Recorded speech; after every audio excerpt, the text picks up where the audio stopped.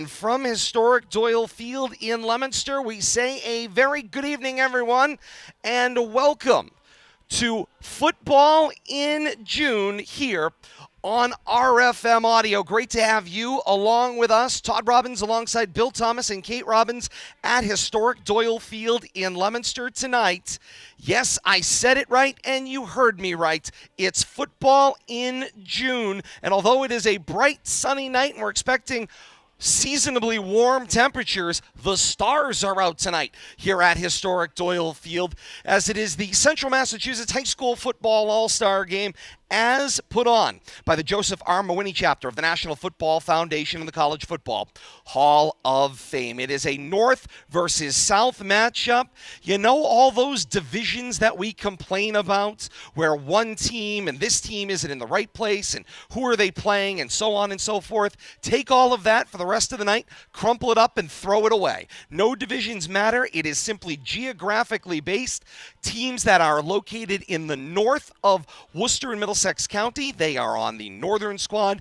Teams that are south of that point, they are on the Southern squad. And don't get out your Worcester County map and start predicting where you think schools are, because there's a little bit of mixing and matching in order to create full rosters tonight. It's the first time tonight for Bill Thomas, Kate Robbins, and I here on RFM or any other media outlet to be here covering this one, and we are so glad to be here with you. And tonight, for the first time, live at our usual premier home, facebook.com/Media Rivalry, but we are also live tonight on YouTube. So we welcome our audience joining us on YouTube tonight. And hey, you know what? You want to keep up with the times. You keep evolving. So you know where we're live tonight as well? We're live on Twitch tonight as well. Twitch.tv/Media Rivalry. You want it, you got it. That's what we've got for you tonight. North versus South. All-star football action for you, and we're looking forward to bringing you the play-by-play as well as the story of this great event as the night progresses. It is the 7th annual meeting of this rivalry matchup, so we're looking forward to seeing that one tonight. Had a great opportunity to speak to Mehwiney Chapter President Jay Costa, as well as Vice President Harold Ogilvie. This has been their baby now for a handful of years. For those that are wondering, why is there a Central Massachusetts only all-star game? Fill in the gaps here a little bit, and we'll let the guys, as they come up here and visit with us later on tonight, kind of fill in some of the gaps. But years ago, it was a Central West all-star game. The Shriners were involved, as they have been for a long time. Great charitable fundraising event. They called it the Chowder Bowl, or the Chowder Bowl here in Massachusetts, right? Drop the ER, put the A on the end. That eventually, as things do tend to happen, eventually went extinct. When that gap came along, the folks in Central Massachusetts got together and decided they wanted to do a game of their own. So it's North versus South. It is a complete scholarship fundraiser. All proceeds raised from tonight's action here at Doyle Field get invested directly back into the student athletes and scholarships. And Bill Thomas, Kate Robbins, and I had the opportunity to go on out to the scholarship and award banquet earlier this year in April, and it was a tremendous event. All of the nominees were there, and then the 8 recognized players made speeches.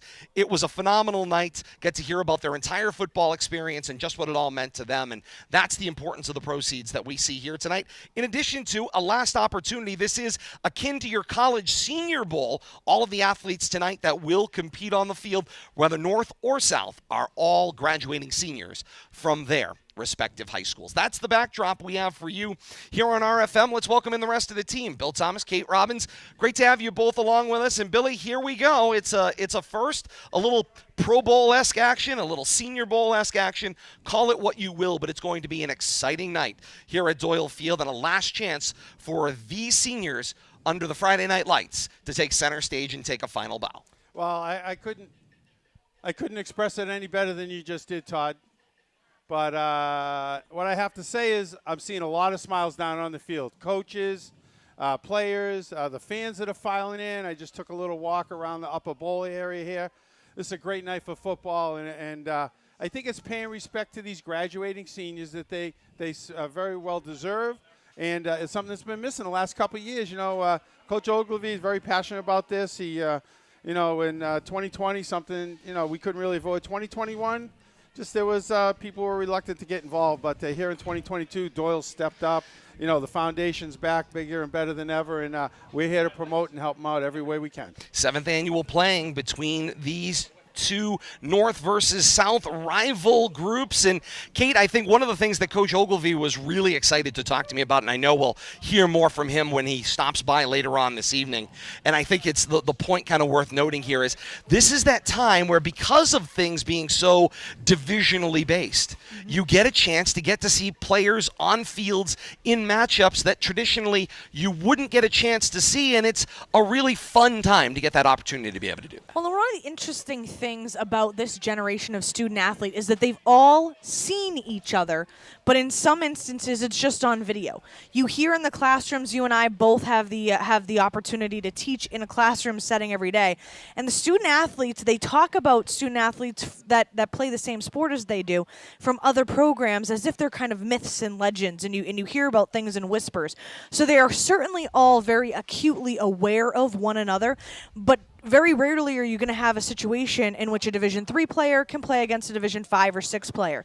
And so it becomes this kind of magical experience where these student athletes, beyond just maybe a football camp or beyond playing in an AAU type setting, they have the opportunity to come out here, showcase their talents together, and like you said, it becomes much more regionally based rather than divisionally based, which is always fun to see. So it's going to be great to be able to see teams that you, Billy, and I haven't seen for a little while, representatives from those teams, and then obviously even just coaches. There are members of coaching staffs that we've heard about and programs that we've heard about that we don't necessarily get to see all of the time. And so it's a special treat for us to be able to showcase the talent and the athletes from all of the various divisions in Central Math, both North County and South County. And that's the part that we'll look forward to tonight. And of course, this is kind of a coalition of the willing, if you will, because of course, student athletes have so many demands for their time under normal circumstances. Of course, you're wrapping up your spring sports season. Some folks might be competing in postseason, although those are fewer and farther between as the rounds continue to progress. So that's part of where you see things start to develop with this action. So that's part of what you can consider here. But when you look at the two rosters, the South All-Stars, they have got a full complement, if you will, of what you would consider a football team, numbers 0 through 99, all the way down with limited to no duplicates. Meanwhile, on the north side, they're using numbers 0 to 97, but there's a lot of numerical gaps in there. I would imagine right now the North All-Stars have about half as many players as the folks from the South, and it's just simply because it's one thing to be nominated, it's another thing, of course, to choose to participate. Players are nominated by their teams. There's about 3 from every program, give or take, that are involved in the action tonight. So we're certainly looking forward to it, to being able to feature those points as well. And we also have something that we don't always have come the fall, and that's the opportunity to talk about the future plans for some of these student athletes as well, with schools all across the country and all across the regions. We've got athletes tonight that are going to Harvard. We've got athletes tonight that are going to the University of Cincinnati. And we've got athletes that are going more locally, University of Massachusetts Amherst, Worcester State, Fitchburg State, and the rest that dot the side here in New England as well. Bill Thomas, notice the name drop there, the Bearcat name drop, the of course, Cincinnati over here with the grad. He found one there, but good for him. I think Harvard, University of Cincinnati, right in the same breath. All in the same category. Just remember, shameless in the years that have gone by, myself and, of course, my fellow alum from Syracuse University, the one, the only, Sean McDonough, I attended the Harvard of Central New York. You did. And then proceeded to get my master's degree at the Harvard of Southwest Ohio. Mean, it's hard to go to Harvard twice. Well, wouldn't it have been easier just to go to Harvard, like a daily commute? Commute-wise, it would have been much Billy, easier. You think that they wouldn't let him in the gate. Rejected. Not an opportunity don't there. Bother. To say the least. But you know what? But you're right. And you forgot the undecideds. There's still kids looking that for are deciding college. where they're going to go. You never know. Somebody might pick something up on somebody. Maybe there's an academic scholarship out there. Somebody could get a little bit of help. You never know who's watching. I wonder if there'll be scouts this type of. I wouldn't be at all surprised because, in my dealings with the amateur baseball and stuff, how many times, and I'm sure you've seen this, how many times does a scout show up to look at somebody and they see somebody else? Yep. That they had no idea even existed. It could be a situation tonight with some kid here that's undecided, waiting for an offer, some help somewhere, and it might come up tonight. Billy, you know what I'm hoping, though? Above everything else, I'm hoping that these young men hydrated to their heart's content. When I heard that the traditional 7 p.m. kickoff was moved back to 6, I was thinking they should have went an hour in the other direction. Friday night, let's move it to 8, get the sun down, and everybody be comfortable. But I'm sure once the hitting starts and, there'll be a lot of free substitutions, and we'll have to see. But you mentioned the North squad's a little short, so we'll have to see how that works out after halftime. Unsurprisingly, I see the best athletic trainer in the land. Walter Hildenbrand is here. Award-winning. He's not the best in the land. He's not the one that would remind you, but I'll remind you. He is an award-winning trainer as well. About as amazing as it gets, and he is on hand. So he might have a busy night with regard to cramps. Already saw him working on some kids down here on the north sideline. But best in the biz. Yep. He came with his bag of wraps, and he's ready to go. Indeed. Billy and Kate made note of the warm temperatures here at Doyle Field, sun high in the sky. We know, based on the coverage we've had over the last couple of months in the spring season, that means the setting sun is going to be dropping to our right, and it's going to be dropping down toward the horizon line as we get closer and closer to that tail end of the game tonight. 83 degrees right now here at historic Doyle Field, to off our high temperature of the day of 85. It's going to fall to 58. I don't know that it will Bring fall it on. as the hours continue for this one as we look ahead a little bit. Might drop as low as maybe the mid-70s as the action progresses here at Doyle Field tonight. It is Central Massachusetts All-Star Football, and it's right here on RFM Audio, and it's great to have you with us. After a 2-year absence, back for their 7th annual playing of this fantastic high school football all-star game. The overall series record, the previous 6 meetings, according to the records we've been provided, 3-3. 3 wins for the North squad, 3 wins for the South squad. Somebody is going to take a series lead tonight. And what I'm told, historically, these games finish within about a score of one another. Coach Ogilvie noted a win for North in the inaugural meeting between these two schools these two, that's going to happen more than once. These two regions, if you will. Going back to the inaugural meeting in 2014, it was a 17-14 win for the North squad, won on a field goal in the waning seconds by, at that time, a kicker for the Maynard program, which, of course, Coach Ogilvie happened to be the coach of at that time. So lots of fun and excitement here, and we'll bring you the play-by-play as the night goes on. Maybe not the traditional blow-by-blow that we're used to providing. We're going to provide a lot of backstory where we can, where student-athletes are heading, and try to do our best just to keep track of as they shuttle players on and off the field of who's on the field at any one moment and time. So we'll have all of that for you tonight. Let's talk about the coaching staffs a little bit. Start first with the North All-Stars, and that starts with their designated head coach in his just completing his first season at Oakmont. David Kaiser is the head coach for the North squad tonight. His assistant coaches, and what I love about this, it's a mix of head coaches and assistant coaches from other programs around the region. Mike Gilchrist from Neshoba, Ken Stakonis from Marlborough, Devin Gates from Leominster, TJ Reiki of Marlborough, Graham Assam of Marlborough, and Sean McKenna of Oakmont are all part of the North squad coaching staff. Meanwhile, on the south side of things, the head coach Jeff Clarkson of Oxford, and then there's a litany from the South program down in Worcester, Bob LaRose, Chris Capullo, Mike Maldonado, and Mark Garrett, along with Carl St. Paul, all from South, part of that South coaching staff. Dan Coonan from St. John's, part of the South coaching staff, and then also from the Oxford program, James Royster, Jimmy Nolan, James Small, Pete Lewis, all of Oxford, part of that South coaching staff. And, you know, right off the bat, I think the things we got to talk about here is you're kind of trying to frame what is this game going to be like. Billy and Kate, you got to talk about the fact these squads have practiced all of about 4 times together. That's 4 times they've had the opportunity. That's not including those spring athletes who are not able to participate. So 4 times these two squads have gotten a chance to get together, obviously as best they can to get out on the field. And Billy, what's your expectation here if you've basically been playing every other sport other than football to this point over the last handful of months? Well, I'm expecting these kids are still in fairly good shape. Maybe not football shape, but they're out here raring to go. I'm quite sure the warm-ups look good. There was some crisp action going on. You know, I'm not expecting an overly physical game. Nobody's here to really prove anything. You know, you're here to have fun. Obviously, it's more fun when you win. I always go by that moniker. But, you know, I'm expecting a very spirited game, some action. I'd like to see him open it up and, you know, let the scoring begin. Kate, you've had a chance to see all-star games in other sports. First one tonight here for the football side of things, at least at the high school ranks. And I didn't get invited to play in the football all-star. Well, I was going to say, me neither, as it turns out. But one of the things that I think that is the greatest challenge here is, of course, giving everybody the opportunity to play. So you want to shuttle everybody in and make sure everybody gets a chance. But then there's also, you're mixing and matching to cover skill positions as well as your line positions, special teams. There's a lot to do. That's why these coaching staffs are so deep.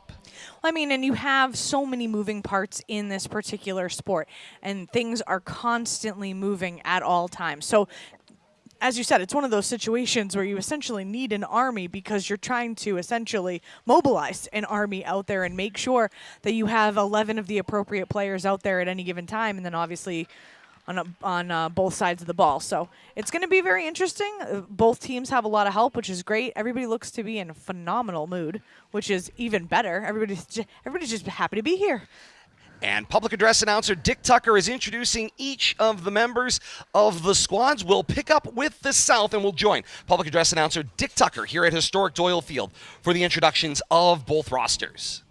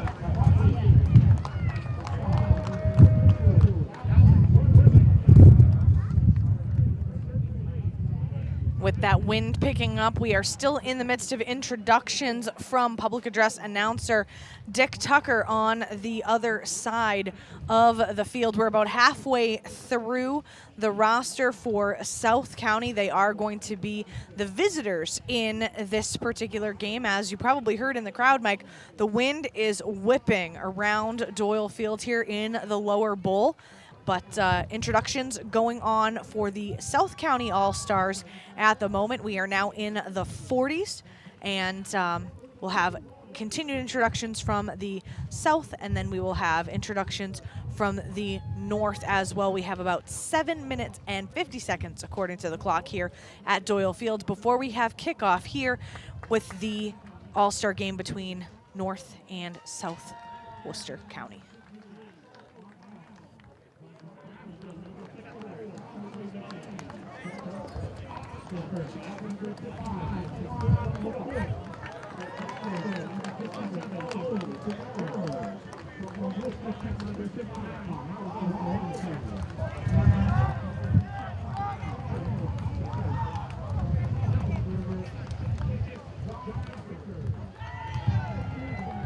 All right, and with that wind continuing to whip around, Bill Thomas, let's talk for just a moment here about the venue itself. We talked about the fact that many of these student athletes have not necessarily played with each other in person because obviously you're throwing the divisions out the window here and you're having all players from all of the various divisions here to represent themselves regionally, and essentially serve as a showcase for the community. But in addition to that, beautiful venue here. We are certainly partial to it because it is our home facility, but how special is it for members from all of Central Massachusetts here to be able to come in June to enjoy the beauty and the splendor that is Doyle Field and the lower bowl here? Well, I have to comment, Kate, that you know, if you're not part of Division I or Division II football and you haven't made the playoffs recently, chances are you probably never played Doyle Field, but you've heard a lot about it. And Coach Ogilvie, I was talking to him before the game, and he used to coach Maine in small school, used to play in front of a handful of fans and parents. Their first appearance here in 2016 in front of a packed house, they were overwhelmed with the fan enthusiasm and just the atmosphere in general. And you're right, Kate, this could be the biggest stage that some of these kids get to play on. The venue is fantastic. We get to enjoy it every Friday night. We get the home games here and fortunate for playoffs. But, yeah, some of these kids, this will be they're their showcase game of their career, perhaps. So it's a fun game for everybody. The 99-person squad for Can barely the fit 'em South in here County. Seemingly. It was Let me see if I can get them all in. I'm backing up. It's Not an quite. army. There we are. It's an army. Wait, there we are. I'm almost all the way And out. that is dedication to the program. Over 70 kids on the roster, and a number of kids not here also, but still announced and honored. Had an opportunity to just poke my head out and head down the walkway toward the main entrance here at Doyle Field, and I think the thing that I'm most struck by, there is a line at the ticket booth that stretches all the way out to Pre-Street and out onto the sidewalk. Well, they only got 5 minutes to get in here. It's the saw that. hottest ticket in town right now. Let's And I do it. saw that building when I was out there about a half hour ago. The crowd was starting to filter in, and yeah, there was a line out there then.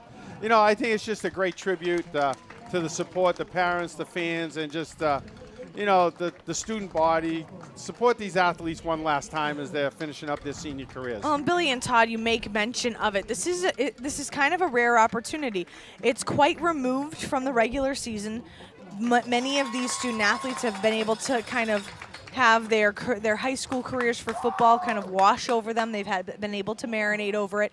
Many of them have graduated from high school, so many of them are in preparations for college as well. And so you have these situations and scenarios where this is the one last hurrah. Maybe that someone's grandmother or grandfather will be able to come because they live locally. Whereas, if a student is, saying going to the University of Cincinnati, the Harvard of the Southwest Ohio, that's right. You have a situation in which your grandmother or grandfather might not be able to travel that far. So this may very well be one of the last opportunities that some family members or even younger siblings may be able to see you in the flesh, be able to do something that you love and do so at such a high level that you've been recognized by the entirety of Central Massachusetts. So a very special evening. We talk about a lot of times, especially at the professional level, things like all-star games or things like Pro Bowls, they're so old, they're so old hat. I mean, there's so many discussions on the various talking head programs about how disappointing something like the Pro Bowl has become because it's become essentially a two-hand touch game.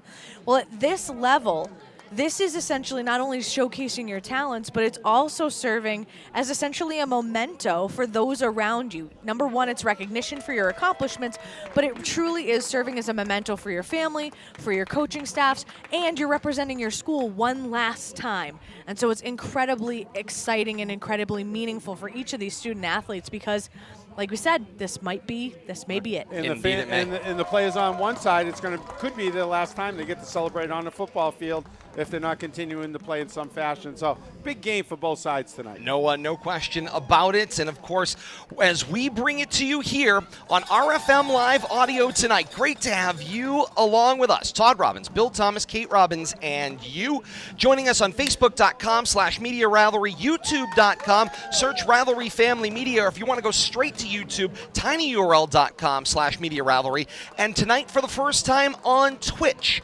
twitch.tv/Media Rivalry. You pick your favorite platform and you get to be a part of this award-winning broadcast, and we're so glad to have you along with us. And of course, if you want the whole complete package, we've got the live audio, radio style play-by-play for you here tonight.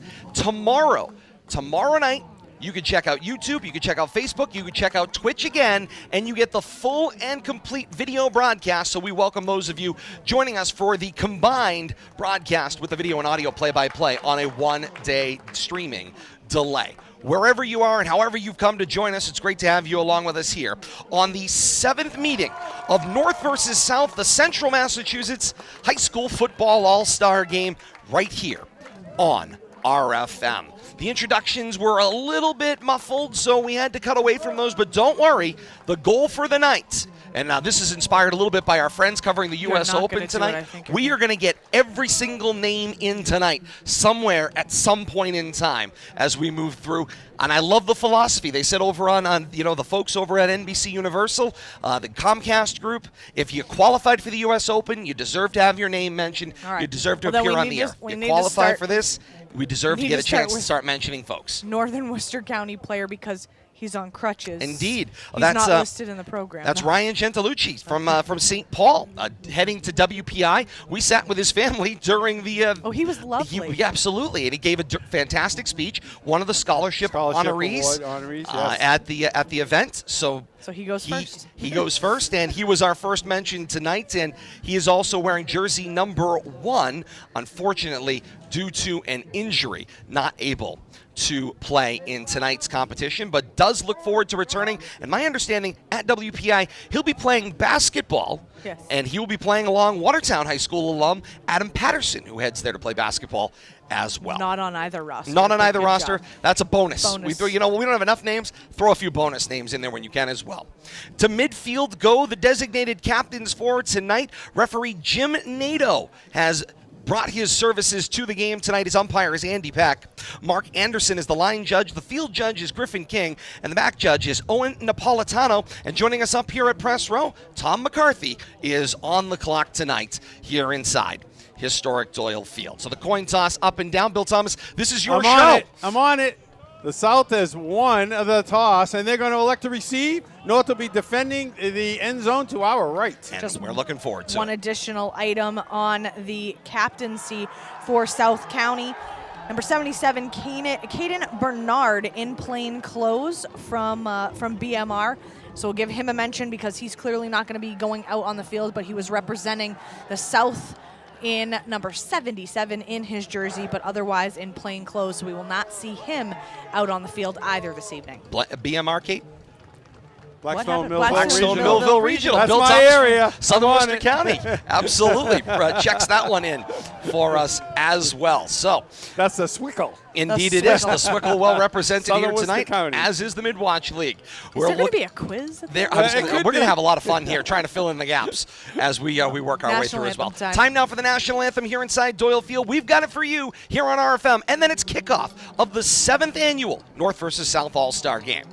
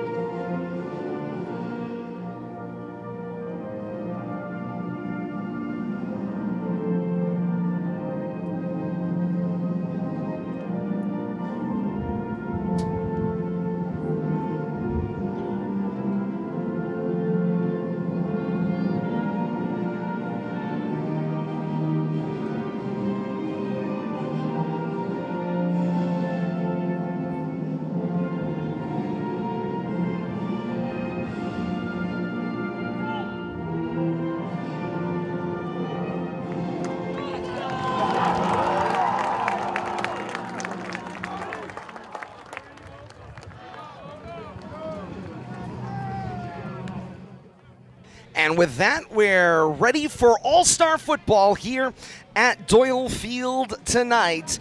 Todd Robbins, Bill Thomas, Kate Robbins, and you here on this RFM audio exclusive. Great to have you along with us tonight. The North All-Stars, they are wearing the home navy blue tops and emerald green bottoms with their team-specific helmets, each wearing their team-specific helmets for the most part. We'll talk a little bit about that when either President Costa or Vice President Ogilvie stop by a little bit, because there is a sponsor that deserves a mention as well tonight. So we'll get into that as well as we get closer to that action. But first, here we go. We are ready for kickoff. The ball is at the 40-yard line to our right.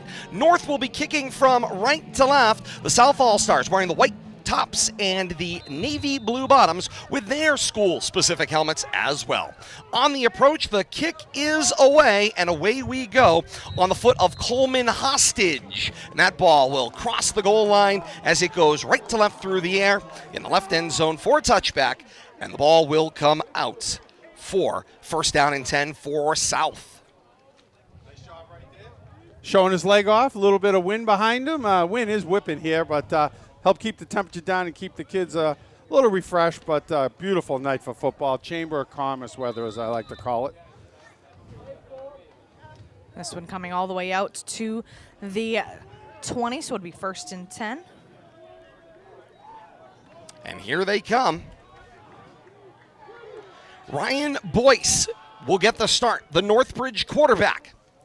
Shotgun set, 3 receivers wide to the right. The snap and a little trickeration. Fancy. It's a double reverse flea flicker. Find its way back to Boyce. Launches it downfield. Pass is complete. Crossing midfield to Steven Ciccarini from David Prouty. It's a gain of 45 on the opening play of the ball game. And does that surprise you coming from a Coach LaSappelle coach player, Northbridge Ram, and they're known for plays like that. Not necessarily the first play of the game, but didn't waste any time pulling the play out of their bag of tricks from the Northbridge playbook. Might as well have fun if you're out here going to showcase.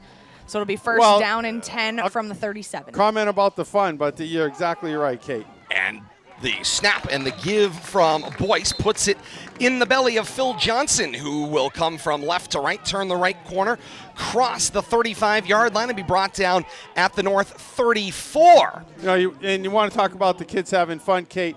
I heard there's some rumors that the officials are going to give them a little bit of leeway when it comes to celebrating and showing a little bit of emotion tonight, and I certainly hope that's the truth. Double reverse flea flicker on the opening play, and then a simple little curl around the end for a gain of 3. Second down and 7 from the North 34. South with the shotgun snap. The handoff goes right back to Johnson. He goes angled left this time, steps in the bear trap, and the shoe goes flying back across the 40-yard line as the play goes across the 30 to the 29. You didn't think they were playing for keeps. That should let you know. And that come out of the pile, and I thought that was the football. I'm following it for a second there, but yeah. It's going to be a gain of 5 on the play, so it'll be third down and 2, a long 2 to go. How long do you think it'll take before the players start showing some emotion? I think we're there. I'm fairly confident we're there at this point. And if there was any doubt, that's been erased rather quickly. Offset pistol formation here, 3 receivers spread, and there's all sorts of movements across the front of the line. And the signal is procedure against the offense. It'll be a 5-yard penalty, still third down. And I think, if we're going to see any problems with coordination and the such, that's probably where it's going to be. On the snap count, the cadence and, trying to draw kids off and if there's any aspect from the lack of practice, it might be that level of concentration. See Leominster's Miguel Cabrera playing out there at the defensive back spots, wearing jersey number 14 as he comes to the left of the formation, and he will guard Tim Visbeek from Northbridge. Back to pass. Goes Boyce. He's scrambling now out to the left, tucks across the 40, steps up to the line of scrimmage, floats downfield, jump ball, and it is an interception for North, now ruled by the back judge Napolitano, incomplete. Tell you, a lot of action going on down there, but just kind of chucking it up, see where it comes down. Looked like a 50-50 ball to me. I was going to say, Bill Thomas, all of a sudden it's feeling a little NBA Jam-esque out there on the field. Well, some folks might remember video games, NFL Blitz as well. And if the Northbridge coaching staff has anything to do with the play call with their quarterback out there, it's not going to be boring. Indeed it is not.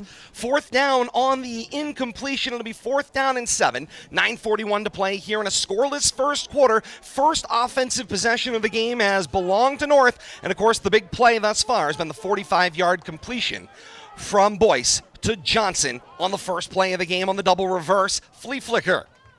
4 receivers out, back to pass. Boyce looks to his right. Pass thrown complete to Tim Visbeek, his high school teammate, and he's got himself a first down across the 25-yard line and out of bounds across the 20 at the 18. I'm guessing they've done that a couple of hundred times. Yeah, a little short dart into the flat. Complete for 15 with a little yard after catch. Move the chains. Second first down. It's just going to be the 6th play of the game coming up. It'll be first down and 10 from the 19-yard line. And look at the right tackle, Yufi Abaka Amua from Burncoat. He's doing a great job protecting that front side of the formation. That'd be 71? 78. 78. Shotgun snap, fake the give, keep this time is for Boyce. Boyce races into the middle of the pack, defense pursues, cross the 5, and it is down around the 4-yard line, but it is a first down and goal to go on a gain of 14. And how timely, Todd, right over the right side of that offensive line, big hole, busted it for, close to 15. Not too shabby. Started moving a little bit more laterally than I think he would have wanted to when he got to the second level of the defense there. As he was moving, he was kind of trucking to his left. He had the end zone in sight, but was only able to get it down to the 5-yard line. Big boys over there, 78, 71, blocking out the sun on that side of the line. Change at the fullback spot. Fancy. Ryan Algieri will sub out, and then the shotgun snap comes from Boyce. The big fake pitch, and then the little inside give puts it in the belly of Johnson from Doherty, who will bounce it out to the left. Kind of that same straightforward kind of dive, then bounce it out to the left, crossing the 10-yard line, and the ball back down around the, looks like, Kate, about the 7-yard line. It's going to go back down. Yeah, it's going to be a loss of 2 on the play. It's going to bring up Second and goal from the 7? Second and goal from the 7. Yeah, a lot going on there. Didn't accomplish much, though. The play took a long time to develop. Defense was able to figure it out. Well, and the fake may have worked once, but it didn't work that second time. 3 receivers set out of the gun. The handoff this time, and immediately there was a little slip in there. Looked like Xavier Rosario, number 80 on the carry for South from Leicester High School, and he started to skid just as soon as he got the ball. Yes. Yeah, lucky to keep his knee off the ground there. Would have been obviously down at the spot, but picked up a couple of yards at the end of that. Pretty much back to the line of scrimmage. I think they're going to give them officially no gain on the play, so it'll be 3rd and goal from the 7 yet again. From the north 7-yard line, the South All-Stars come out under the direction of quarterback Ryan Boyce. Once again, he's led an efficient drive down the field. Like to finish it here. 3rd down and goal to go from the 7. Boyce back to pass. Little 3-quarter sling. Got deflected through the line. He was looking for the slant coming from his right for Visbeek. And the ball will fall incomplete. 4th down and goal to go. Yeah, looked like some good hands-up defense there. Just got in the passing lane. Nice drawn-up play on that slant there. Ball never got there. Already the 10th play of this drive coming up. See if somebody gets to showcase their leg here, if we're going to go for it on 4th down. 4th and goal from the 7, and they will go for it. Will South. You've got the best players in Southern Worcester County on the field against your best defensive players from the north. Shotgun set, 4 receivers out. Boyce is back to pass. Looks corner right. There's a skid. Cabrera in there for Leominster. He breaks it up incomplete, and it's a turnover on downs. So a great South drive, but the North All-Star defense stands up. Good job right there by somebody I don't believe has played defensive back. Not in any games that we've seen, but good job right there by Cabrera. That's a 73-yard drive, and it covered 5.5 minutes of clock. But again, it's a turnover on downs. Beautiful defensive stop there by the North squad. And now the North squad comes out on offense. They will proceed from right to left. Starting quarterback Phil Arpano from Lunenburg gets the start. He starts off with a snap, bounces the ball out to the right on a keeper, and he is gang tackled. Nothing but South defenders everywhere he looked, and they're having some trouble unpiling, and there's that emotion you were expecting to find out on the field. Yeah, John Furno leading away from Valley Tech, but with a host of help there. Number 52. Gain of 2 on the play. It'll be 2nd down and 8. Ball located just shy of that 15-yard line. Shotgun snap, and then this little push feed out. Flag will fly from the back. Judge carry for Anthony Aquendo of Fitchburg. Then there's pushing and shoving after the play. More flags are out. Emotions already running high early on, and officials quick to jump in there and see what they can do to get things under control. You can hear that wind whistling across the crowd mic here tonight. 2 flags on the play here. Yeah, one came from the backfield, and then the other came downfield in the progress of the play. We got a hold against North. Yeah, we got a hold against North, and then we've got an unsportsmanlike conduct going against South, and they will replay 1st down. So the official who originally was facing the home sideline where the camera is decided now to face the public address announcer, so we'll be looking at his back end, apparently, at Maybe least he'll for the switch remainder. off. I was going to say. He's new to Doyle. No, not at all, he's actually. not. Very Okay. I'm familiar, trying to Bill help him Thomas, out. with Doyle Field. Trying to help him out. One of the Officials best can't- crew chiefs in the area. We're getting something marked off here, but I'm not sure which way they're going. Officials they're gonna a little bring 'em back. confused. Yeah, They wrong went one way, then the other way. Now they're going the other back. way. All Yeah, right. They're enforcing something.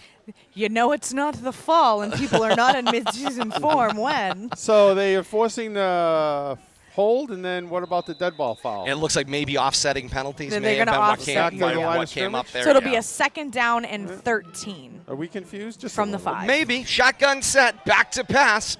Looking to the left and throwing complete. It's Arpano. And that pass right into the belly of Ryan McKenna from Oakmont. Short gain on the play.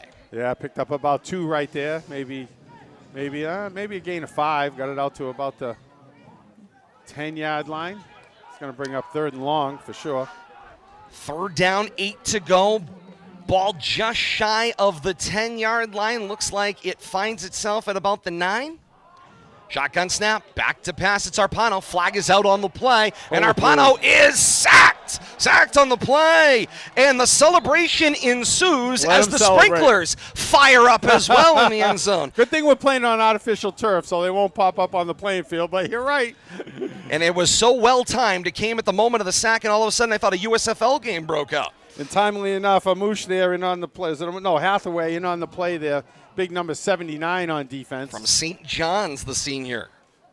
So 5-yard penalty is going to be assessed against South, so that'll bring it all the way down.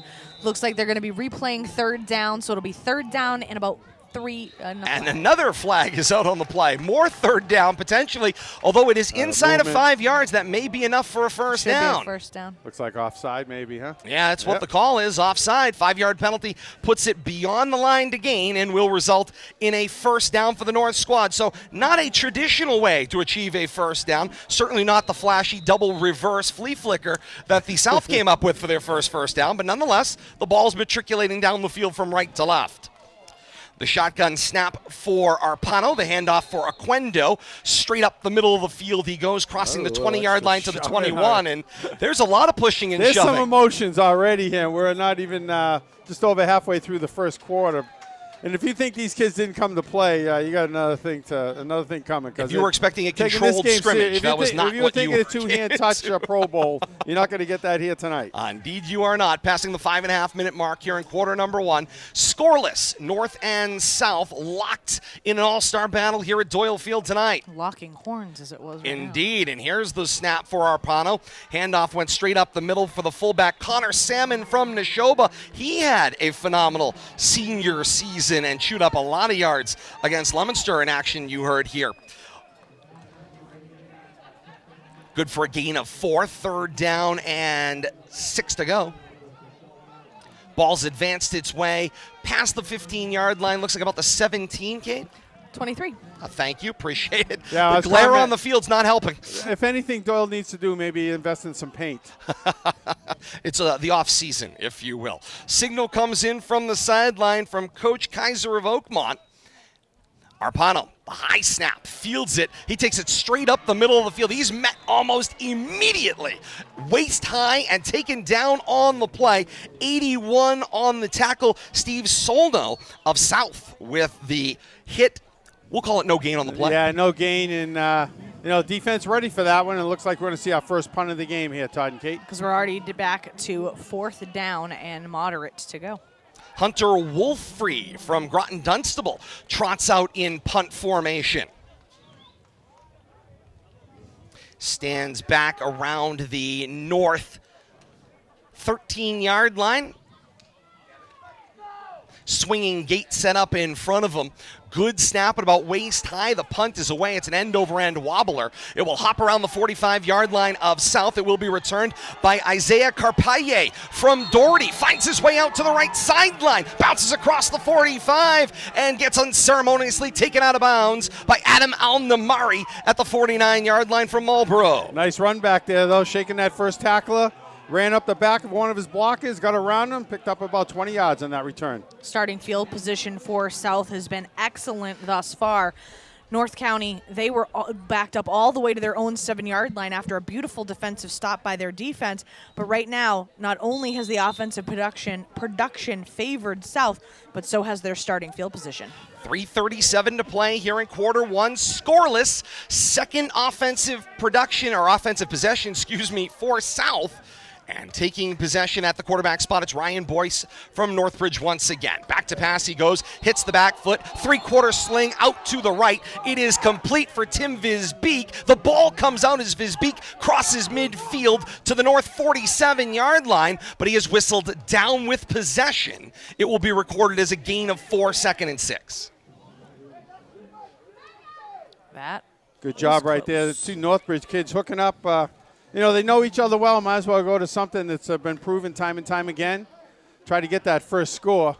See if they can't work their way down the field. And he's got that quick little dart, Billy. Not a real deep drop. Just hits that back foot after catching the snap and snap it right out with the open arm. 2 fakes and now the give this time to the second man to the hole. Looked like Jack O'Sullivan from Shrewsbury potentially on the carry. Yeah, no, 40. check it, 40 on the play. Ryan Algieri from Burncoat. So that will back that all the way to the other side of the 50-yard line. So it's going to be a 3rd down, and it looks like about 13 all the way back to the 46-yard line. That's about where the punt landed and was returned, so pretty close to where the ball had gotten moved to at that point in time. 3rd down and long. They need the north 41-yard line for a first down. Shotgun set here for Boyce, and Boyce claps for the ball. Back to pass on 3rd down. All kinds of time with the line in front of him. Launches this one down the right side. Jump ball. It is deflected, incomplete. Bryce Kissy of Abbey Kelly with the breakup on the play. Intended receiver looked like, is that 11, Bill Thomas? Steven Ceccarini of David Prouty? I believe it is. Coming back upfield. Yes, it is. Looks like we're going to have yet another punt here. 2:06 remaining in the quarter. So that was a pretty quick offensive possession for the South. They had taken a full 5.5 minutes in their first offensive drive of the game. This one lasting only 1 minute and 37 seconds. Punt opportunity here and out in punt formation. Now there's a flag out on the play, but out in punt formation. A little chirping going on there at the line of scrimmage? What do you think? I believe it was procedure, the call. Yeah, Already? one man too many. people in the huddle. I was going to say people are moving around. And that's special the type- teams. You that's think the special type. teams? Exactly right, Kate. Probably Yeah. that's where some confusion would lead. Yeah, that's what's going to happen. Looks like 39, Sam LaValle, the all-everything kicker from St. John's, stands at the south 32-yard line to punt from right hash. He's punting into the sun, gets a good snap, keeps it low as he goes across the field. Flag is out on the play. That's gonna be back roughing. at the point of the punt. The ball rolls dead at the north 21-yard line, and now whistles kill the play. I think you're going to have roughing here. Yep. Personal foul. It's a blow to the head of the kicker. 1:54 to play here in quarter one, scoreless. And it looks like after that enforcement, South is going to be very close to retaining possession and having a first down. It'll be close, but I don't necessarily think it's going to be. See, we had They will 3rd and enforce 19 it from the point. So And they're all the way back and they're there. back behind the line of scrimmage. Yeah, it's going to be well short of the first down, Todd. They marked 15. I think it's still going to be about 4th and 10 at least, maybe. So they are walking all No the way automatic, back. no automatic first downs. Why are they in walking this. that way? You're going the wrong If it was a direction. blow to the kicker's head. It What are they looks doing? like they called the blow to the head because it wouldn't have been a, was it a They re-kick? called that on the offense? How do you have a foul? Oh, on the up back. They called it on the up The up block back and made the contact to the That's head. what it It looked was. like he had pointed toward the Yeah, north side of the field. Of course, looking at it from the backside here, we can't tell, if he's Tom talking to us. McCarthy, a crew chief in his own right, up here to set us straight. Exactly right. And a You have timeout taken on the it. Have it field. all the way. Thank you, sir. 1:54 to play here in the first quarter. A scoreless game. North and South, the all-star game here on RFM here in Central Mass. None of us are in mid-season form. Well, that's what I'm telling you. Have we seen that called in the 10 years we've done games? A penalty on that On up the up back man? like I mean, that? it seems that's unlikely. not something I'm looking for. you No, know? not a typical situation. I got to tell you, by the way, here's an update on the play-by-play goal of the night. I've never had more fun. I feel like I'm doing some kind of like Is it bingo? Football bingo. Sudoku bingo I see ya. crossword kind of thing. You're doing a great Marking job. dots off as we go. There's a lot of fun. Great job. Play-by-play is not generally hard enough. Let's add something to it. If you're not advancing, you're not evolving, you're stagnant, and that's not something we do here at RFM. And Well, Kate's looking at me going, "What are you?" Kate and I are used to multitasking, Todd. I know you usually just talk. Yeah, so well, that's the role We're trying to expand your role a little bit. Make him actually do something. You're doing a heck of a job, Tom. After the enforcement, You'll be 4th and 39. LaValle's still in punt formation, but now he stands back at his own 16-yard line. Again from right hash to low snap. Fields it on the one hop. Gets the punt away. It wobbles as it hops at the north 40-yard line. On the one hop, it is fielded, slipped down. Bryce Kissy from Abbey Kelly on the return. Skidded as he got bit by the turf monster, and so it will be North football, 1st and 10 at the 33-yard line. I don't know if you saw a little of the blocking action there, but a couple of kids look like Colin won it, and Hunter Wolfrey having a little discussion there after that play. Officials quick to get in there, separate them, tell them to go the opposite sidelines. Colin Wannett from Doherty. Who else did you have there, Bill Thomas, involved in that 23 conversation? and Hunter Wolfrey of Groton Dunstable. Yeah. Yep, I mean, there is some definite emotions flowing down there in the field. Arpano on 1st and 10. Pitches it out to Aquendo. Gets his way out to the right corner with some open space. Finds his way across the 35, then the 40, then the 45, and midfield. He is caught from behind with a big first down run for Anthony Aquendo. It's a gain of 19 for the Franklin Pierce bound running back. And I tell you, they get in a jam, and that play looked like it was going nowhere. And somehow he little drop step and turned that quarter. And thank you very much. 15 yards later. That has always been his speciality. Same play this time to the left. He gets the pitch out, angled to the left of the formation, cross the south 45 and out of bounds just shy of the south 40 at the 42-yard line. Definitely mid-season form right there for Anthony. He's always been a strong runner, and he's got that drop step and that little shoulder duck, and all you got to do is gain a half a step, and he takes well advantage of that. And Bill Thomas, the thing about his game is that it looked there like he may have gained 1 or 2 yards. That's a 6-yard gain for him. It's as if he can make something out of nothing, except for right there. 3rd run in a row. That's a high snap, threw off the timing of the play, but it's also a great defensive move. Steve Solano came straight through, untouched through the line, and met Aquendo at the point of the handoff. Yeah, when you come through unblocked, if you're fortunate enough to be standing in that runner's lane, you make it look very easy. And good job wrapping them up right there. Some pleasantries exchanged there between the linemen after that play. I say previous play, though, I want to point out a nice block from the left. It was the left guard on this play. It was Eli Hintz from Marlborough playing the left guard spot. Had a nice block 2 plays ago. Now the snap, Arpano not able to make the handoff, kept it himself. He's chased down from behind, and it's John Furno of Blackstone Valley Tech with the tack. Oh, BVT. Yeah, there's a great football program. And a timeout taken on the field for the end of quarter number 1. 1 quarter complete in this 7th edition of the North-South All-Star Game here at Doyle Field tonight. We are scoreless. North and South locked up in a defensive battle. We promised you a lot of great football. We've had some great plays to point out, but not a lot of scoring. Both teams have come impressively close, and it kind of makes sense. This would be one of those cases where the offensive side of things going to struggle a lot more than the defensive side of things to catch up. Yeah, and I think that's where we saw some of that trickery come in from the south side, and I expect some more of that. Kids have had a quarter under their belts here, kind of get a feel for the game, get some of the emotions out. Let's see if we can get a little bit of scoring here in the second quarter. Additional shout out here for the North All-Stars, number 18, also in plain clothes tonight. He just went out into the huddle there for the quarter. I'm going to get his name. Thomas Hirsch from Maynard, Bentley University bound. Got a little bit of a Gemp lower extremity injury. He's in plain clothes tonight, but right out there in that huddle in between quarters, right there with the rest of the team. Teams change ends. North will now go left to right here in quarter number 2. South from right to left. Man comes in motion on 4th down and 8. The handoff for the motion man. It was Jason Levin of Algonquin, and he is smothered as he gets to the left edge. Turnover on downs, loses 3 more on the play. Nothing there on that 4th down play. I'm kind of surprised North didn't go for a little field position game right there, try to pin South back, but South takes over. Maybe. Great field position in midfield. 6 seconds into this second quarter. 11:54 to play here in quarter 2 here on RFM tonight. North right now struggling, as you said, offensively. Their 2 offensive drives combined have only netted 36 total yards of offense. South's first drive was 73 yards, but it ended on a turnover on downs at the 7-yard line. Their second offensive drive, however, went for -3 yards, and it lasted 90 seconds. So they're going to need to kind of get things going here.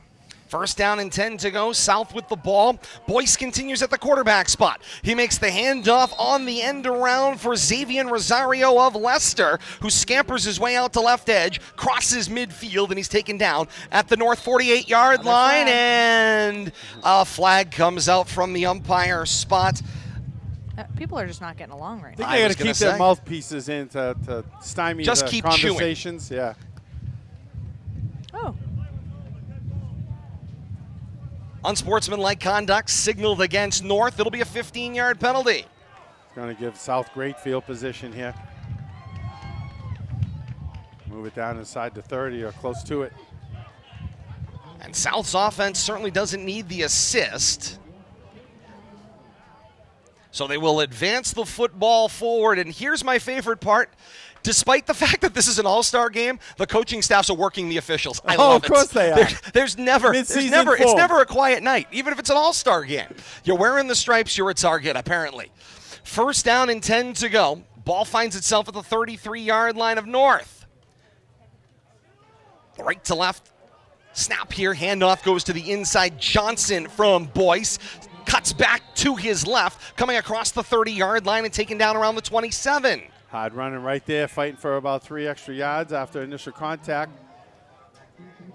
Good first down pickup, about 5. Rushing attack here for South have a combined 8 rushes totaling 28 yards. Thus far, their aerial attack, 3 completions, 63 total yards. The long was that opening play for 45 yards. Some changes on the line. I see Grafton's Charlie McMahon out there for South in position now at the left tackle spot. And now there's whistles on the play and timeout taken by South. They want to talk things over. I mean, and that makes sense because you're nearing the red zone. Also another Grafton Gator, Ricky Leach III at the right tackle spot. You know what I'm looking forward to? I'm hoping that Grafton, as they lean into this new branding of the Gators, that we see just the most adorable Gator on the side of a helmet. Sooner rather than later, that's my vote. I want the Gator chomp. You gotta bring the chomp in as well. Bring Absolutely. all of it. Just lean in and Gator lean in hats hard. with big, That's right, with the big. Yeah, lean in the big bill. and lean in Love it. hard on that. South wants to talk things over here. Another great scoring opportunity. They've come the closest to scoring in this game. Had 4 or 5 plays down inside of the 10-yard line in the first quarter, and the North defense stood up and kept them out of the end zone. This is a chance now. They don't want to miss out on this opportunity. No, I think it's a good chance for them to get on the scoreboard. 2nd down and 5 here, and although they were down inside the 15 earlier, I think they're looking at this as their best chance to score right here and putting a full-on effort into this. Take a timeout, draw up a play, maybe make something happen right here. Look for the Northbridge kids to try to team up. I agree, Billy. I was thinking the exact same thing. A go pattern or something. Shotgun set, 2 backs in the backfield, 3 receivers out in the formation, a pair to the right. Play action fake, no, they canned it. It is handed off to Rosario. Rosario slashes his way out to the right, crossing the 25-yard line and down around the 20, and it is enough for a South first down, and the drive persists. Nice job, and the fake, the cameraman bit on the fake right there. So the play-by-play announcer, Bill Thomas, don't worry about it. You're both rookies. Passing the 10.5-minute mark here in the second quarter of a scoreless ball game, North and South. All-star action here at Doyle Field tonight under a setting sun. Calling signals is Boyce in the backfield. 4 receivers out in the formation, 2 to the wide side, 2 tucked into the short side boundary.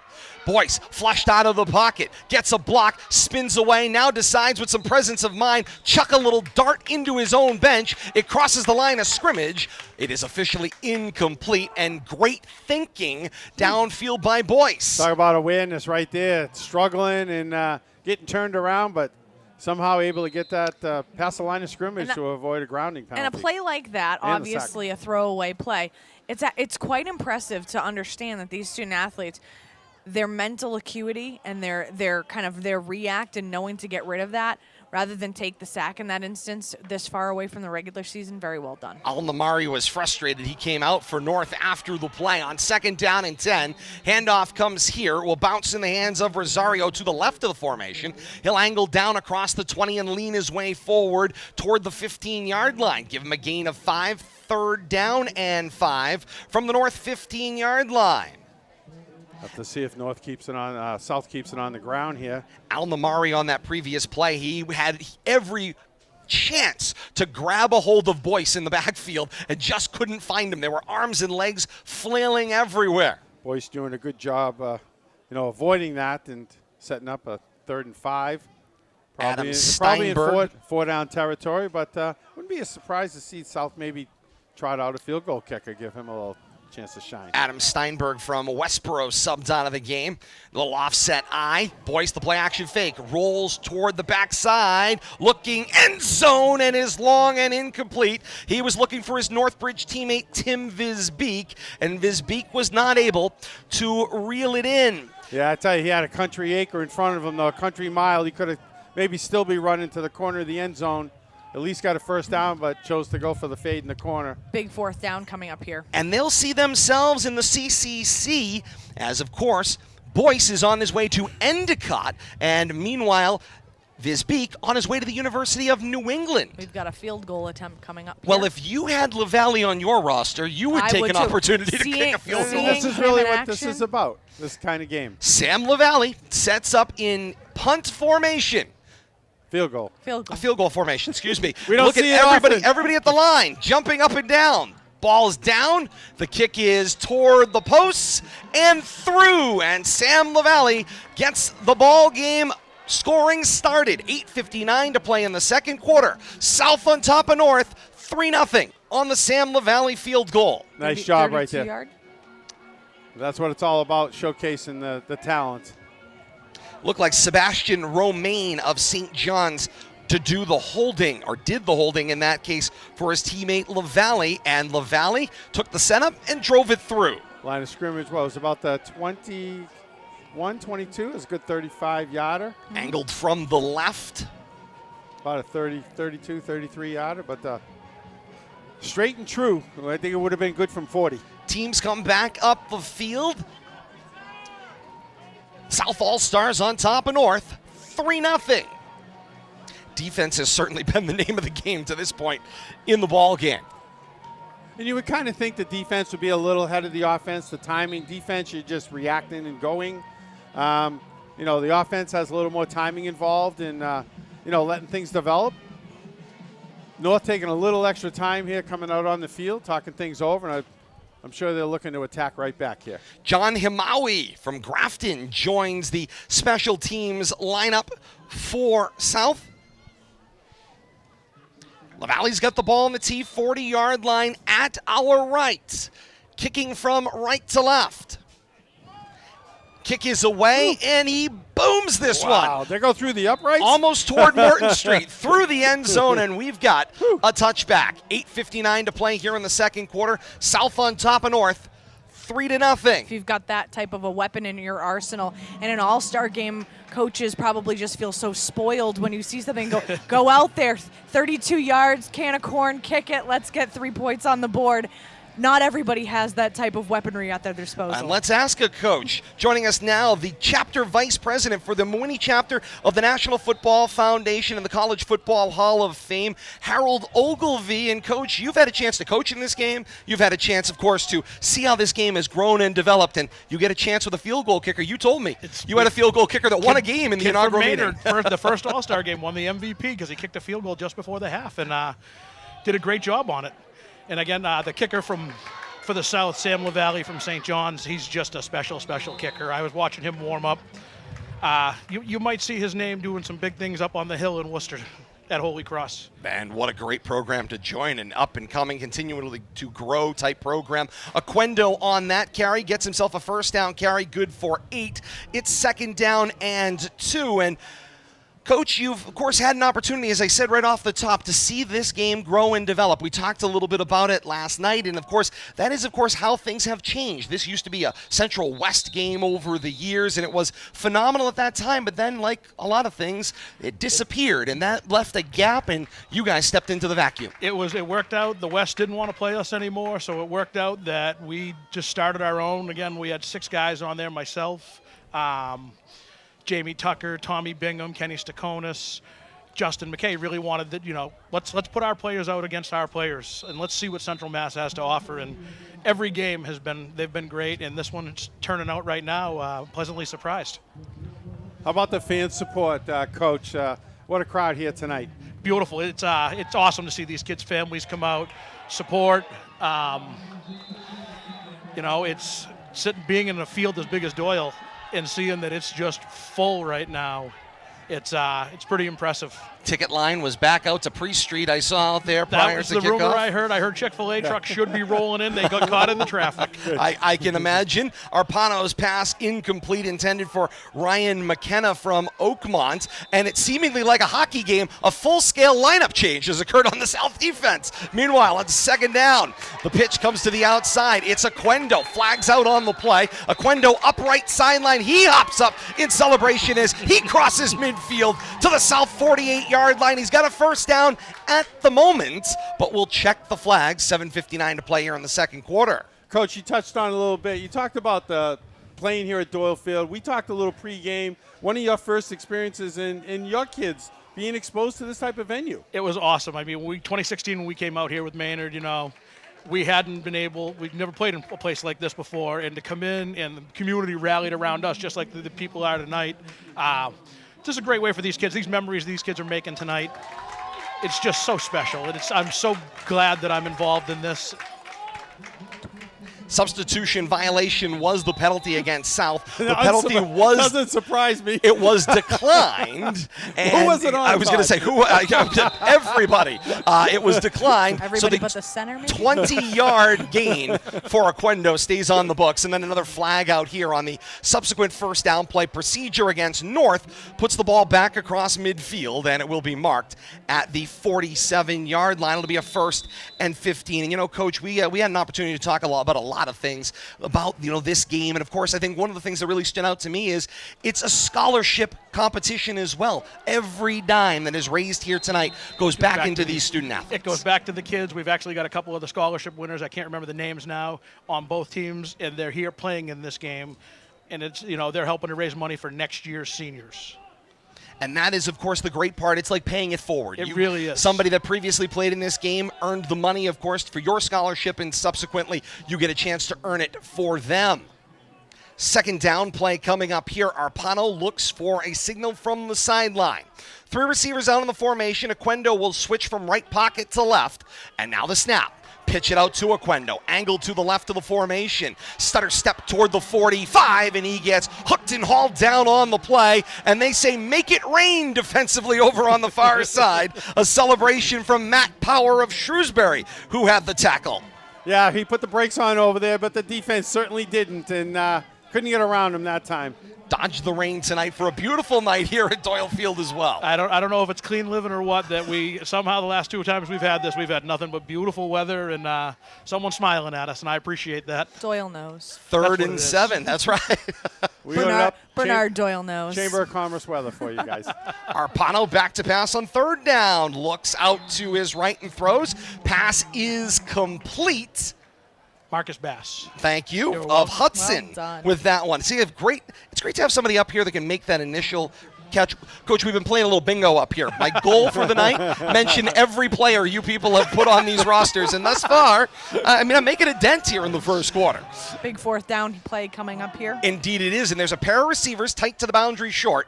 Single receiver, wide side of the formation on 4th down and 5. North has the football at the 43-yard line of South. I smell an Aquendo rush here. Shotgun snap. Street. Back to pass. Rolling out with some time. Tucking is Arpano. He gets pushed into the boundary. Play over Play finished off there was 79. Justice Hathaway of St. John's with the defensive stop. He's been on a number of plays. Big kid, working that right side of the line there, and high making his presence known there. Coach, we talked a little bit about, too, and we mentioned it off the top of the broadcast, the fun interplay that you get here by, of course, taking that division stuff that we all complain about and literally putting it in a shredder tonight. Yep. Two schools made up, it doesn't matter, geography, north-south, and come on out and play. Divisions don't matter here. I mean, I'm looking out right now. I see Clinton kids. I see an Assabet kid. I see Fitchburg kids. We see Fitchburg kids talking with Leominster kids. Go figure. They're on the same team tonight. That's the best part of this game is seeing those relationships. 4 years they want to hate each other, and then all of a sudden tonight they're best friends. Right, throwing an Algonquin kid and a St. John's kid, and I was told the other night some of the North kids went to Clinton to a basketball court after practice. Wow, and went, hung out, played hoops, just had a great time. You never know. Oscar Alvarez of Assabet playing the nose tackle spot here on first down. Go Aston. And a flag out on the play. We'll whistle things dead. 5:36 to play here in the second quarter. And a field goal from Sam LaValle. 3-0. That's all we've got for scoring. South on top of North. It has been all defense here. I'm very excited about the Aztec drop-in because Alvarez, I believe, is the lone representative of my Aztecs. I talked to Coach Crory and Coach Goloni earlier in the week, and I said I'm very excited to see my Aztecs out there. And you know, Coach, they talk about these being exhibition games, and we mentioned, of course, at the pro ranks in a lot of ways, it's something they don't want to participate in. This is an opportunity for these kids to show off, have fun, and play with not a lot of pressure. Just come on out and play a game they enjoy. It's just to get that one last chance. It's that one chance to get out here and play football. And have a rush like that. And then, I don't know if he'll get another carry tonight. But he's got a big one. It's Adam Steinberg of Westboro on the end around. A flag is out on the play. That's the unfortunate news. The ball is out of bounds across the 40 at the 38-yard line of North. But we check the flag. Looks like everybody's walking back. Holding against South will negate that play, but Steinberg gets a mention tonight from the Rangers. Yeah, you heard of the game within the game, right, Coach? So that's what Todd's got going here. And we're loving it. Indeed we do. Coach, when you're talking about mixing and matching here, and you've, of course, been on the sideline, and there are deep coaching staffs that we talked about because, of course, you're literally trying to organize, 4 or 5 teams at once here with the sheer number of players you have on the sideline. What's it like trying to mix and match, put the personalities together, and, of course, find the right combination? It's a very tough job. The coaches have done a great job doing that. Coach Kaiser especially, sorry about that. No worries. Derek Shepard takes over at the quarterback spot from Quabog, and he looks out to his left. Pass thrown long and incomplete on the play. I think that was 28 on the tender receiver, Mike Merrow. From Leicester. Off his hands. The difficulty for South right now, they had gotten something going, especially with that first passing attempt for 45 yards, but 4 incomplete passes in a row here for the South squad. So they've been trying to rely on the run, but they only have a net of 37 offensive yards on the ground so far. They have more penalty yardage than they do rushing yards. Not a great stat indeed, but a good stat drop Great indeed. play by Connor Salmon. Shepard with the snap. Salmon on the defensive side of things had a great run earlier on as well and stopped up a Steinberg run into the middle of the field, Coach. It's been going back to working to get it's hard getting all the bodies in. North a little bit advantage now. Smaller number. Everybody's playing a lot. I know I've been on the other side the first year. We had 80 kids, and it's like, how am I getting these kids? What are we doing? Go Oscar Alvarez. Well, and we first half squad, second half squad, or spread the wealth roll around. bodies in, and then at halftime say, a hockey okay, change, a full line change, like we saw. Who hasn't been in yet? Okay, good. Now we got to make sure we get these guys in, because the most important thing is these kids. We want them all getting on the field. I want them to leave here tonight happy as a clam that they got to play in their last game. And they're all used to having significant minutes for their teams. Shepard back to pass. Lofts downfield left, looking for Steinberg. He had beat 3 North players down the field, and the pass will fall incomplete and bring up 4th down. And, Coach, you mentioned these rosters, and, of course, some larger than others. And I called it earlier on off the top of the broadcast, a coalition of the willing. Yep. It's one thing to be nominated. It's great to be named. It's another thing to commit at this point in your high school career to want to come out and play in the game. And that's what we had a couple of kids, their college coaches said, nope. They're going. Great idea. Congratulations. They're going to get some money to play at the next level. So their coach said, "Yeah, you're not going to go do that." But then again, we got some kids say, I work and whatnot, can't do it, can do it. So it is hard, and I understand they got a lot going on. They're graduating. They want to go to the beach. They want to be kids for one more summer, but I can't thank these kids enough tonight that have come out and they've committed for 2 weeks, eight practices, and then the game. It's awesome. And the entertainment value alone, putting on a show for everybody. Absolutely. LaValle just boomed a massive punt and will push North back onto their own 19-yard line. First down and 10 coming up for North, going left to right. We talked a little bit about, of course, the defense right now seems like it's quite a bit ahead of where the offense is. And when you're trying to kind of put this together last minute with just 8 practices, kind of to be expected, It's right? usually, the defenses usually stand out. Every year, most years, it's defensive player getting an MVP somewhere. It's easy to put a defense in. Offense, obviously, it's just not. It's so hard because everybody comes from something different. Well, that's a good point, Coach. You got your offensive, passing teams, your rush-heavy teams. We had all surprised to see South come out with the Northbridge Ram kids and throw a whoopsie-doo play on that first play of the game. Didn't surprise me. Coach LaChapelle. Well, that's when I saw that Boyce was starting at quarterback. I said something funny is going to happen in this game just because they have 10,000 plays that they run, and I'm sure he brought them with him. Coleman Hostage from Algonquin has taken over at the quarterback spot, and he has been feeding the beast on back-to-back plays, giving it to Anthony Aquendo. 2 plays, moves the ball 9 yards across the 25-yard line to the 26. 3rd down and a yard to go. Quendo's had a steady diet over there. Indeed he has.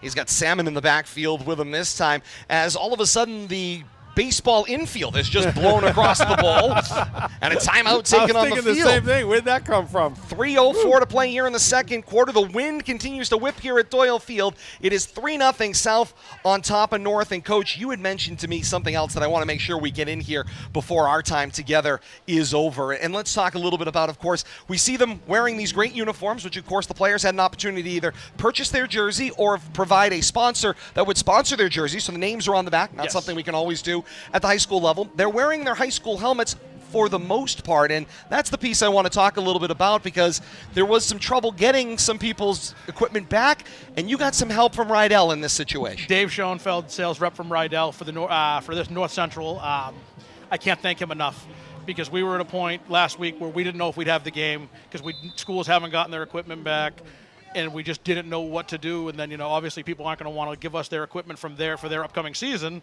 because they're going to need it. I talked with Dave, and Dave said, Harold, absolutely anything I can do to help you. So we were able to get this game off tonight with his help. And it's, again, we're here right now because of what he did. Salmon on the carry out to the right. No gain on the play. It'll bring up 4th down, and whistles kill the play. And South wants to take a timeout on this 4th down play. 2:41 to play in the second quarter. Still that 3-0 lead that stands up in this one. And that's a great opportunity here, to point out that there's more than just, of course, your individual school members that are making the sacrifice, the student athletes that are making the sacrifice, but you guys are getting help from the business community as well. And, of course, Rydell, they are the equipment manufacturer right now in the game of football for the most part here in the Northeast. And you know what? That they're willing to, and that they can recognize that, hey, we haven't been able to get everybody's equipment serviced, but they need to have a game. Yeah. Let's reach into our confines and put stuff out there. That's amazing. Absolutely. And it was a huge help. He actually met me at my house Monday afternoon in Lancaster, met me, dropped it off, said, hey, it's yours. I'll get it back from you when you don't need it. And then he called me today and he said, no, we need it for next week for the Harry Aganis game down in Boston. He goes, I'll meet you Monday at your house. And I thought, hey, I'll meet you somewhere else. That way you don't have to drive all the way out. That's fantastic. Great sharing of resources, Coach. It's since the football community. Salmon gets the 4th down carry, and he batters his way through the line, across the 30 to the 35, and down at the 36-yard line. And it's a North 1st down on sheer determination from Connor Salmon on a gain of 8. Bruising carry Coach from is the finding Neshoba out, Todd. halfback. Coach is finding out I'm the one who makes you sound smart. I don't think there's anyone that doubts that, especially anyone that's married and listens to the broadcast. That's right. Maybe he's surprised that you listen to me. 1st and 10 from the 39. Hostage flips it out for Aquendo. He gets whipped down on the play across that 35 at the 36. This is where I get in no trouble. gain on the play. This is where I get in trouble, though, Coach, because they didn't start at the 39. They started at the 36, and now I'm going to get yelled at. Yeah, that's how it goes. Kate, I don't know. Kate. I think I'm going to go with you being right. I think they mismarked it. No, he's just wrong. That's all. They're fine. I'm fine. He's just not. I'm off. These things happen. 37-yard line. They give him a gain of 1. 2nd down and 9 to go from said 37-yard line. Ball going left to right. 1:45 before halftime. The clap, Hostage looks left, tucks. Now he decides to run right. He'll tuck the football, cross the 40 to the 41. Turns nothing into something on that play as well. North right now continues their steady dose of rushing. 18 rushes, 75 yards. They're averaging 5.3 yards per carry. Their long has been for 20, but still right now, nothing to show for it. They struggling to just even get in the red zone right now, so still relying primarily on a steady dose of Oquendo, but they're going to need to find a way to get a little bit more multidimensional so that, number one, they can get in the red zone and, more importantly, get in the end zone. Shotgun set on 3rd down and 5. Pitch it to Oquendo. He thought about a pass. He had to tuck. Defense does a great job closing on him there. I saw Antoine Lacourte of Oxford that created a little bit of chaos, pushed things back the other way. There may have been a fumble on the play. South thinks they've got the ball, but it looks like it's being ruled down on the play, and they've signaled 4th down. Oquendo still with it. In all kinds of trouble, but he ran about 40 yards across the field. Still ended up losing about 10. Got caught by Big John Furno from BVT, who's he's a large man. He shook my hand the other day, and I said, please give me my hand back. I just want it back. We've mentioned him a couple of times, Coach. He's hard not to notice out there. Second 4th down attempt here for this offense on this offensive drive. They were successful in getting the first down the first time. This is going to be about a 4th and 12 here, so decision time. And I saw Orion Cox ready to line up from Fitchburg on the play, and then the final seconds tick off here at halftime. Halftime in the 7th edition of the Central Massachusetts All-Star Football Classic, and the South All-Stars are on top of the North by a 3-0 score. We've been pleased to be joined this quarter by Vice President of the Mehwiney Chapter of the National Football Foundation and the College Football Hall of Fame, the one and only Coach Harold Ogilvie. Thank you so much for joining us here tonight. Kate, Bill, thank you for Pleasure having to be me a part up. of it. And by the way, congratulations on being a Chapter Award winner this year. Thank you so much. Thank you. I know I told you the story about I drove around extra just to listen to you guys call a basketball game. I can't wait to see this be put up tomorrow to listen to this. So. I appreciate that, Coach. Thank you so much. You're welcome anytime, by the way. Jay Costa will be up. But Todd, Awesome. thank you guys Thank so you much. I appreciate Thank you, sir. Halftime here at Doyle Field. We take a break. We'll be back with more. You are listening to this high school football all-star classic right here on our FM.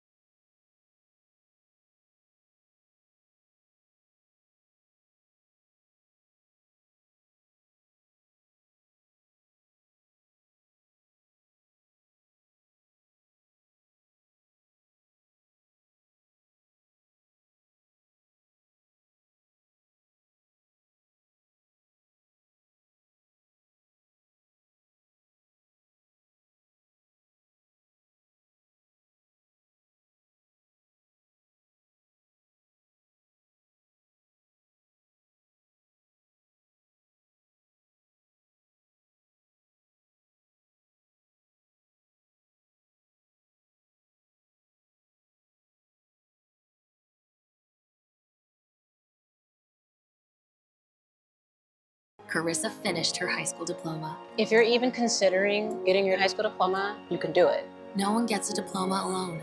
If you're thinking of finishing your high school diploma, you have help. Find free adult education classes near you at finishyourdiploma.org. That's finishyourdiploma.org. Brought to you by the Dollar General Literacy Foundation and the Ad Council. America, your children have an amazing superpower. They can help save lives by not having play dates. That's right. By replacing get-togethers with virtual play dates and video chats, they can help slow the evil spread of germs. And if your superheroes do go outside, make sure they continue their superhero wing by staying 6 feet away from others to protect everyone in America land. Find out more at coronavirus.gov. A message from the CDC and the Ad Council.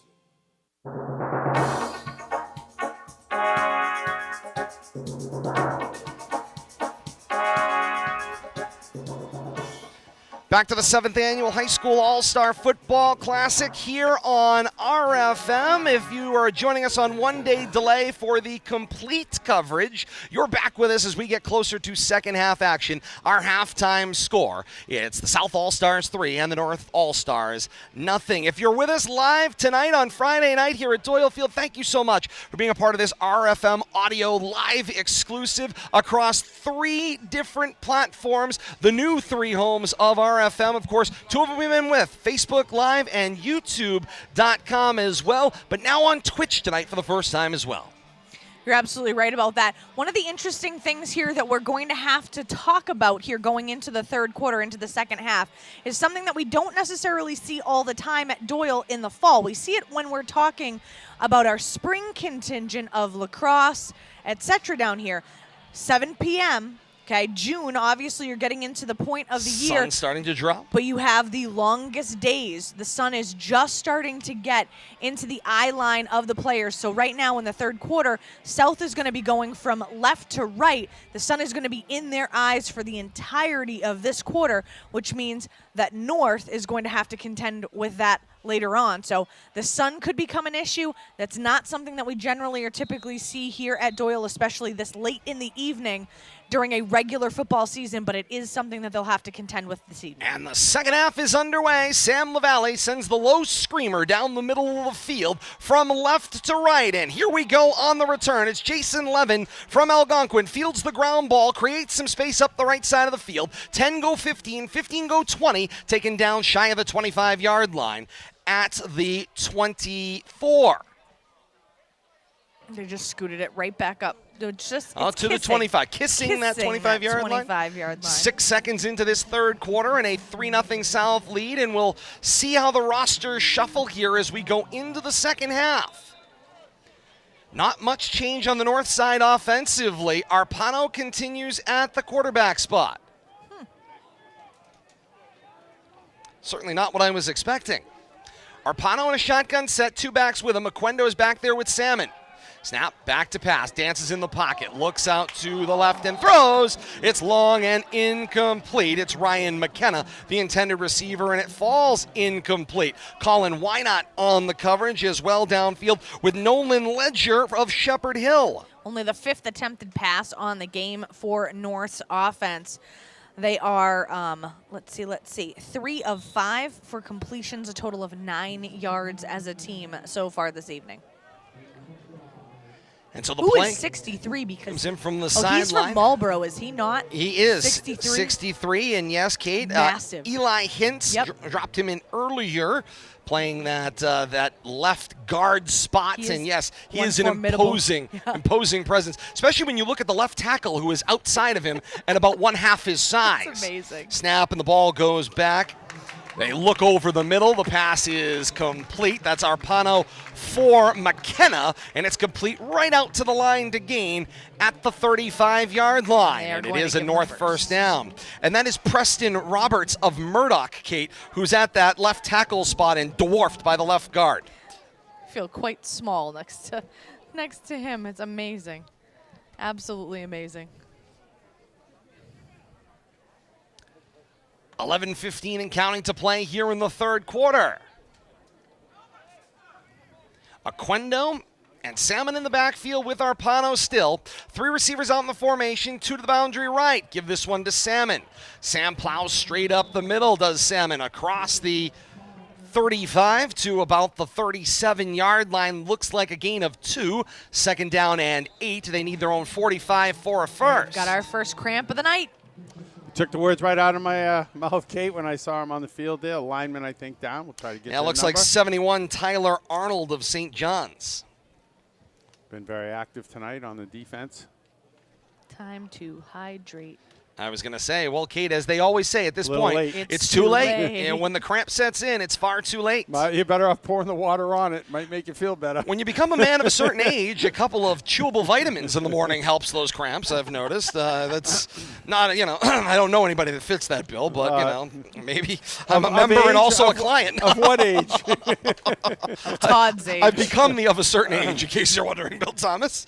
The middle-aged. Welcome to my nightmare. Here's a front row seat. That's right. Good seats still available. Ball at the 37-yard line at right hash. Second down and 8 to go. Todd looks in the looking glass of his mortality every day. Harpano with the shotgun. 5-step drop. Look out to the left and throws. Floats it long and incomplete. And that is unmissably Melvin Zapata of Clinton with that bright yellow helmet. Zapata was a phenomenal running back and, of course, would also be a slot receiver from time to time for Clinton as well. We enjoyed a great matchup between Clinton and St. Bernard's during the COVID protocols. Yeah, and I think what you're seeing there is probably a byproduct of lack of continuity and timing because those kids haven't worked together, and that'll lead to the overthrows and, the errant passes. Probably the most difficult part of the game is to get the passing game down in this type of all-star format. Zapata will now flank out to the right of the formation. He'll be tucked tight, boundary to the right. Zapata's on his way to become a Ram. Go Rhodey as he's on his way to the University of Rhode Island.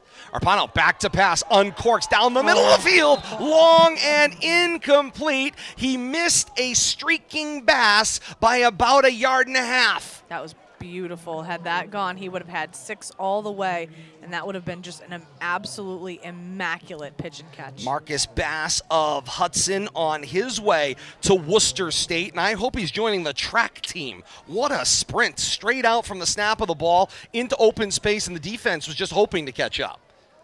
Get another punt, though, coming up here for North. North's offensive drives have finished like this. Punt, turnover on downs, halftime, punt. It's not for a shortage of other offensive players they have over on the sideline as well. They have the smaller roster of the 2 all-star teams, but certainly aren't short on players.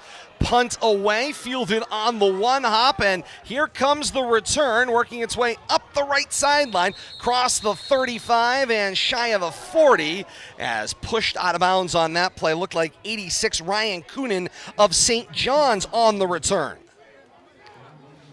Decent starting field position for South yet again here in the second half. Their starting field position has certainly outdone that of North thus far.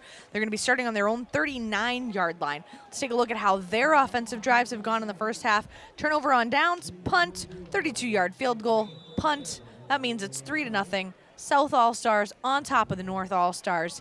It's like a baseball game broke out when we were invited. It's 3-0. Sam LaValle of St. John's, the field goal kicker. He's got my MVP vote thus far. Indeed he does.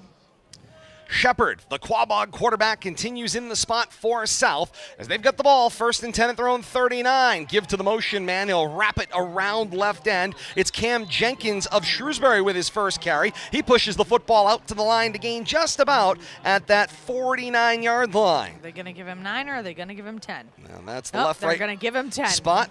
Move it along. Give him First that extra down. half yard, yep. Yeah. It's a guesstimation situation right here, so that's going to bring him all the way down to the South 49-yard line. 1st down and 10. Jenkins on his way to Plymouth State next year. South 1st and 10, their own 49 at left hash. Two-back backfield joining Shepard at the quarterback spot, and he'll ask for the football. Fake, now roll to his right. Throw back across the grain. Screen complete in the hands of Colin Falconer of Northbridge.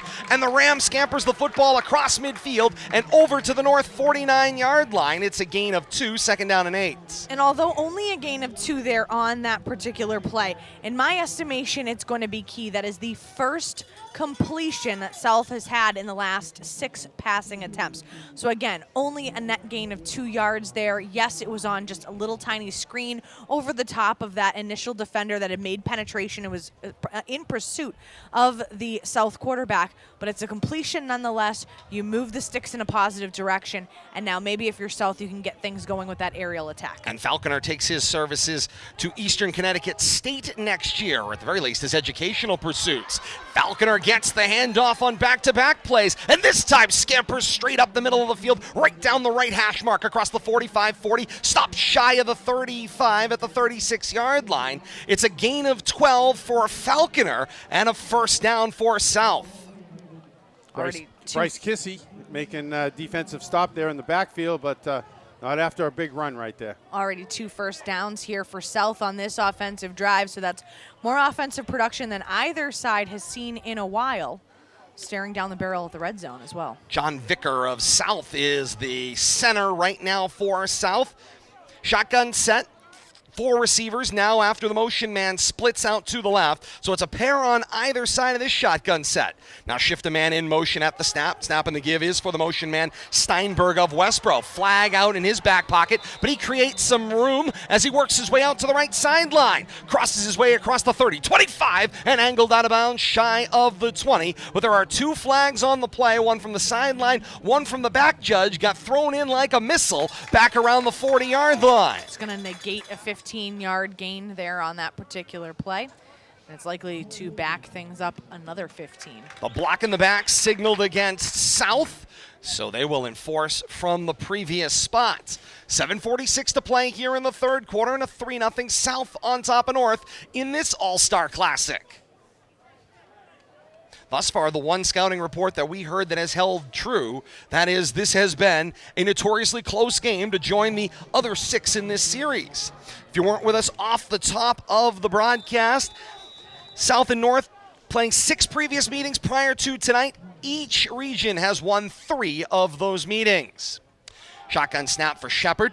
Put this into the hands of Steinberg. Steinberg goes laterally out to the left across midfield, leans forward back to the line of scrimmage, and no gain on the play. It will be second down and long still. South needs the North 27 for a first down. Sutton's Noah Ostrowski, number 44 for the North side. Oh, pardon me, 44. Connor Salmon. Nope, that's not right. Noah, Connor Salmon. Okay. Connor Salmon from the North squad had the ankles of the rusher there and just missed. He was so angry when he came up. He had great penetration. He thought he had that running back in his grasp. Eventually, it turns into a no gain on the play, but he wanted to be able to get some negative yardage there and just was not able to. Noah Ostrowski, also of Sutton, a fullback as well.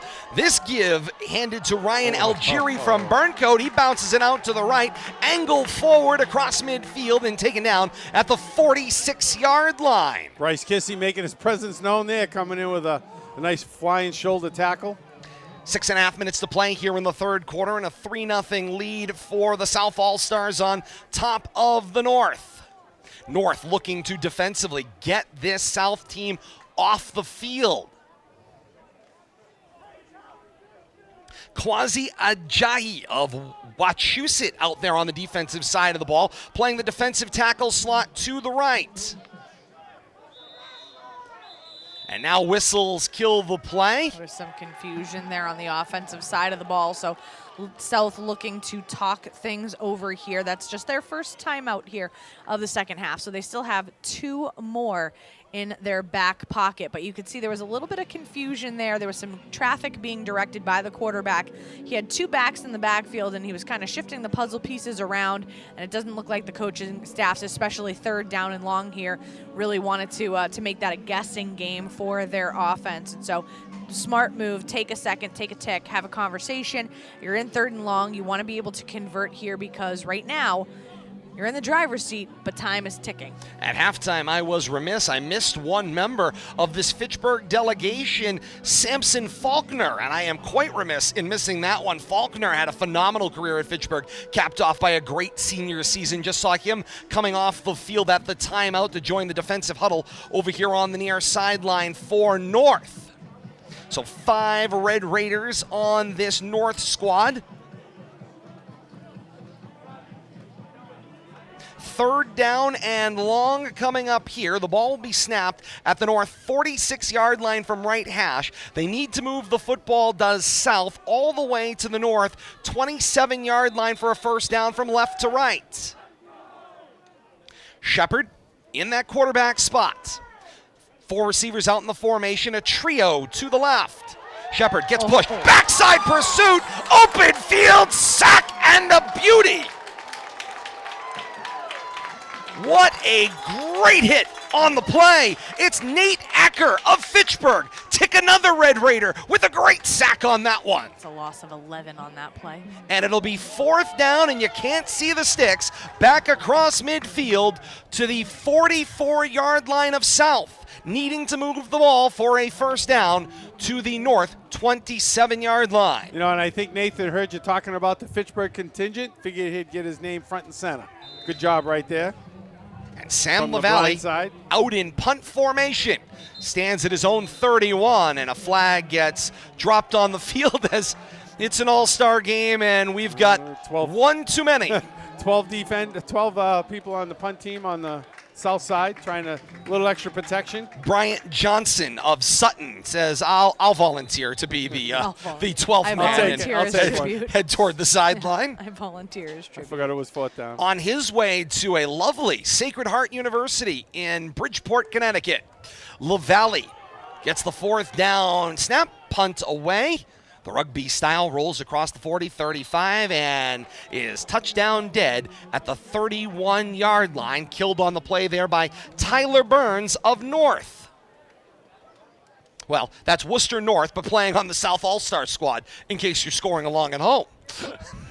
You're the only one with a bingo card here, kiddo. How you doing over there, by the way? Burns is undecided.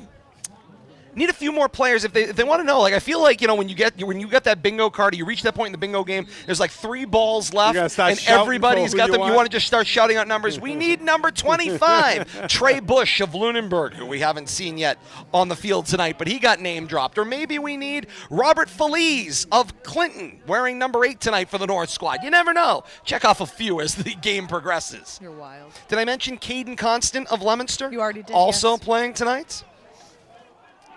Arpano with the snap, back to pass. Flag is out, throws across the green and incomplete, intended for nobody in particular. Looks like a holding call against the North.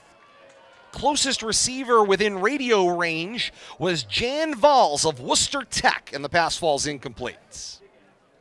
So that'll back things up yet again. So starting field position for North continues to be one of their bugaboos.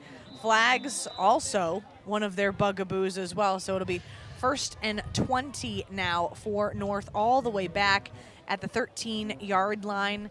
And this is the quarter, in my estimation, where they need to do damage because they're going to be working with their face directly in the sun in the 4th quarter. So if North wants to put something on the board here, they have no visual obstructions here, but right now they're going in the wrong direction. 4:53 to play here in the 3rd quarter, and Arpano is back to pass over the middle of the field, snared out of the air by Aquendo. He sheds a defender, works his way to the left sideline. He's heading toward the house. He is caught from behind inside the 5-yard line. Great defensive effort by Sebastian Romaine of St. John Shrewsbury to run him down. It'll be 1st and goal for North, their best scoring threat of the night, but Anthony Aquendo gets found over the middle for a gain of 73 yards from Arpano. And we know what a difference maker Quendo can be, and you put the ball in his hand somehow, and he's going to make something happen, just like he did right there.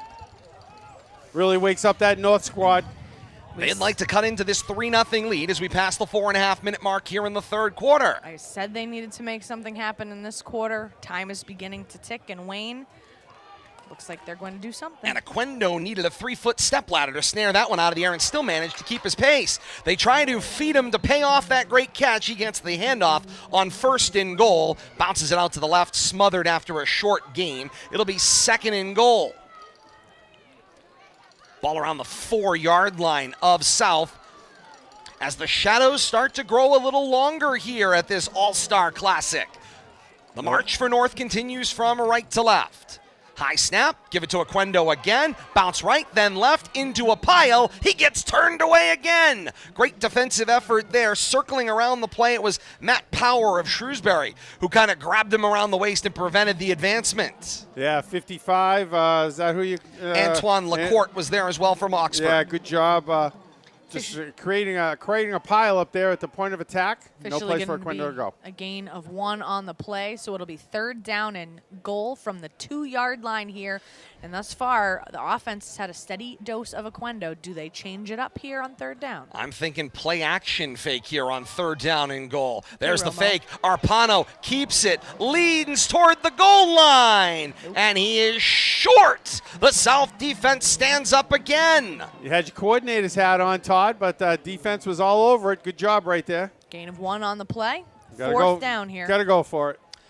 4th down and goal to go from the 2-yard line.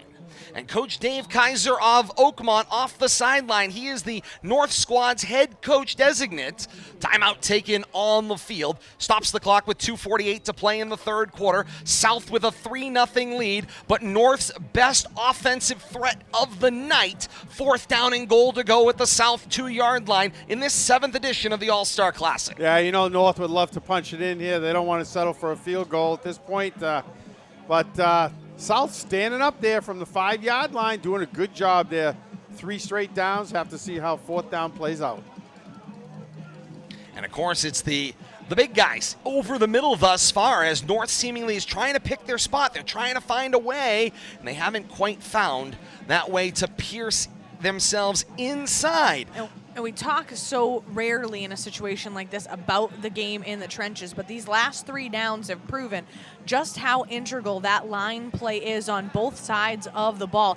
To be able to stop somebody like Anthony Oquendo multiple times when you're in a 1st and goal situation inside the 5 is impressive. So kudos to the big men in the trenches on both sides. Monty Tech's Jamie Brown at the left tackle spot. The high snap, Arpano gives to Salmon. Salmon batters his way into the left side. He gets pulled back. Yes. No signal. Now there is. We have our first touchdown of the ball game. It's Connor Salmon of Neshoba. Punches it in. 2:39 to play here in the 3rd, and North has doubled up South 6-3. Good job right there using that big fullback, but calling question, officials eyeballing each other. It took a few seconds to get those arms in the air, but they did. Point after attempt coming up here. Hunter Wolfrey of Groton Dunstable looks like he will attempt the kick. Jason Levin will be the holder for this point after.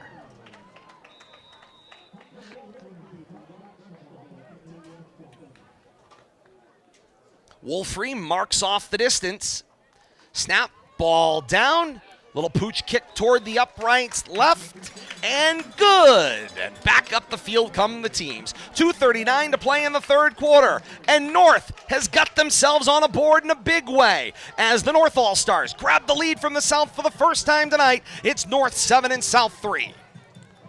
And on that extra point there, nice show of respect, no aggressive blocking there. Let the kid do his job, and he did. Good job.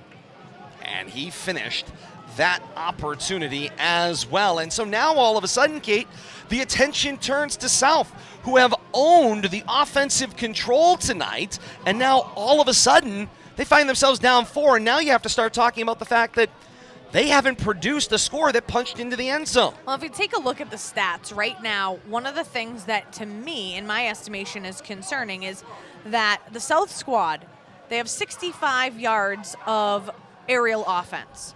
The problem is that they have like almost 10 incomplete passes. So they've been getting a large chunk here and there, but they're not consistent with their aerial attack, which certainly makes sense. These players have barely ever, met, let alone played with each other.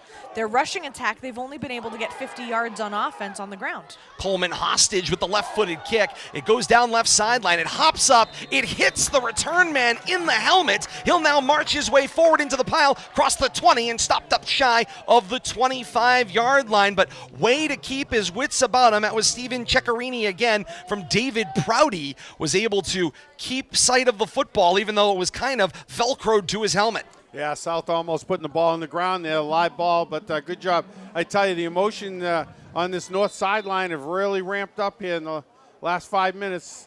scoring play really woke them up, and now they can't wait to get out there on defense. Officially, the ball being spotted at the 26-yard line.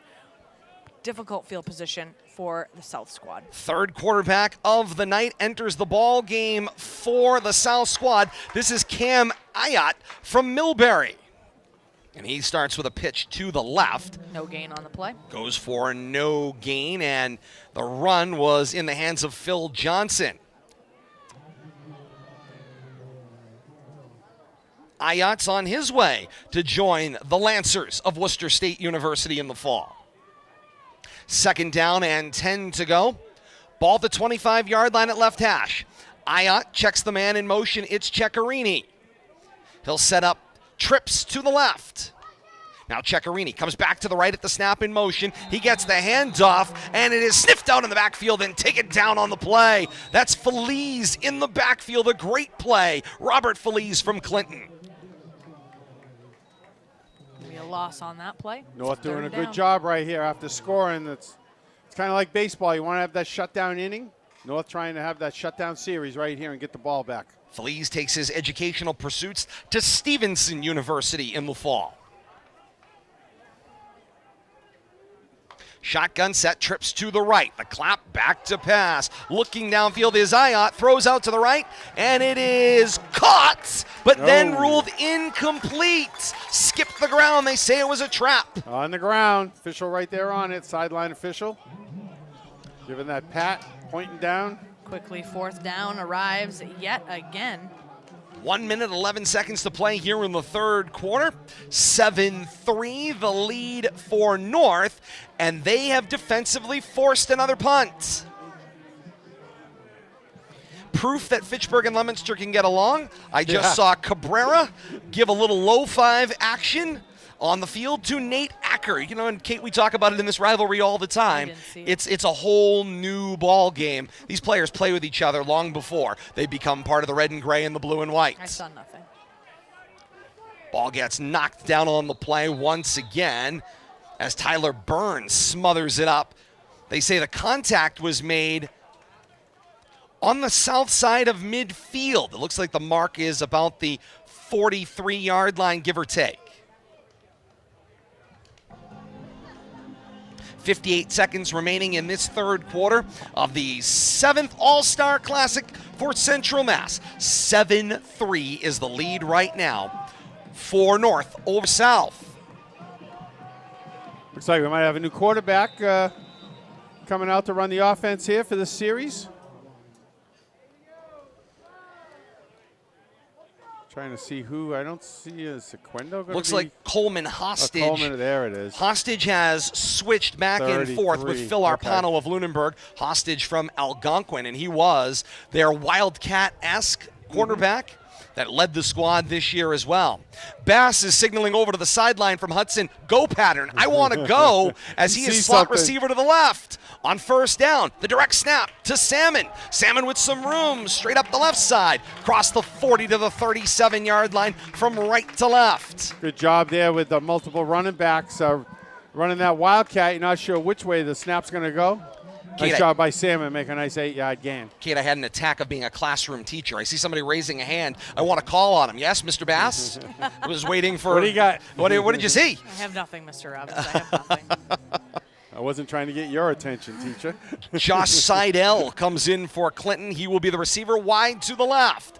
Hostage with the snap, and the give goes inside for Salmon, and he gets hog-tied and taken down around the 35-yard line.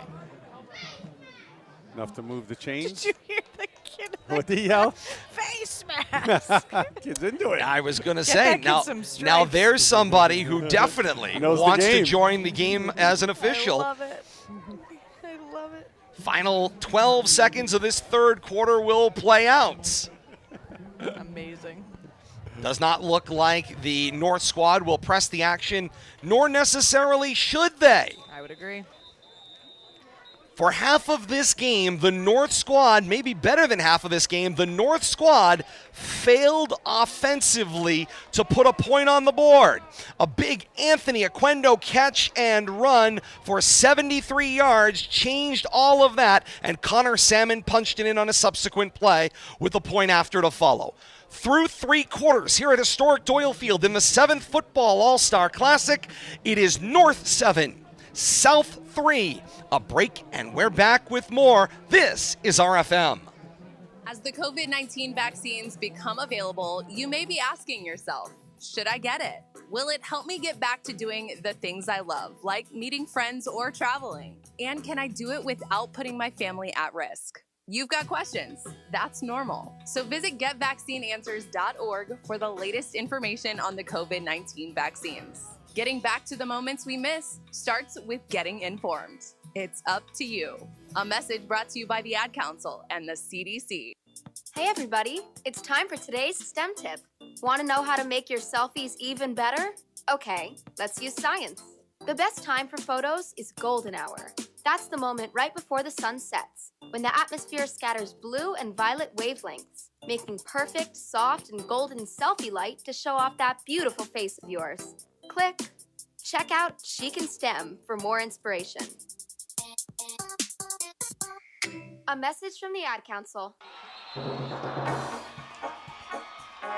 Back here on RFM, 4th and final quarter underway, and there is a fumble on the play, and South comes up with the football. Start the 4th and final quarter, the all-important 4th and final quarter, with a fumble recovery for South's all-star defense, and they've get the ball back, chasing 4, and not a moment too soon. A little trouble with the handoff there. Ball's on the ground.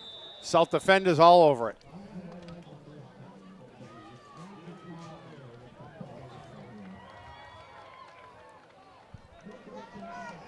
See if South can bring some momentum to the offensive side of the board here. And Ayat with the snap, the give inside will work its way out for Rosario. He bounces it out to the right and then cuts back to the left as he made it to the right end of the formation, crossed the 40 to the 41-yard line. It'll go for a first down gain of 4. 2nd down and 6 here in this 4th and final.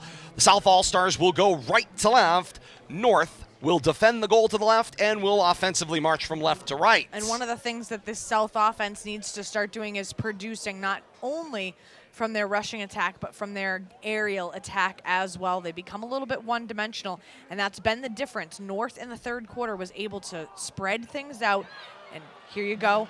Nice reception here. We've seen few of those from South there. It's going to be about an 8-yard pickup, and it'll be enough for a first down. And Ayat avoids the blitz coming from his right, splits the defender's arms, and snares one complete. Does Tim Visbeek of Northbridge, who, for the limited catches there have been tonight, Kate, Visbeek's name's been mentioned an awful lot of them. Yeah, I mean, right now you need to go with consistency in order to make sure that you can get at that score. It's going to be incumbent upon you to make sure you're doing that, because right now, rushing attack has been a little bit inconsistent, and your aerial attack has been incredibly inconsistent. Burn coach Ryan Algieri gets the handoff, and he will bounce the ball left of the formation, moves it to the 50-yard line.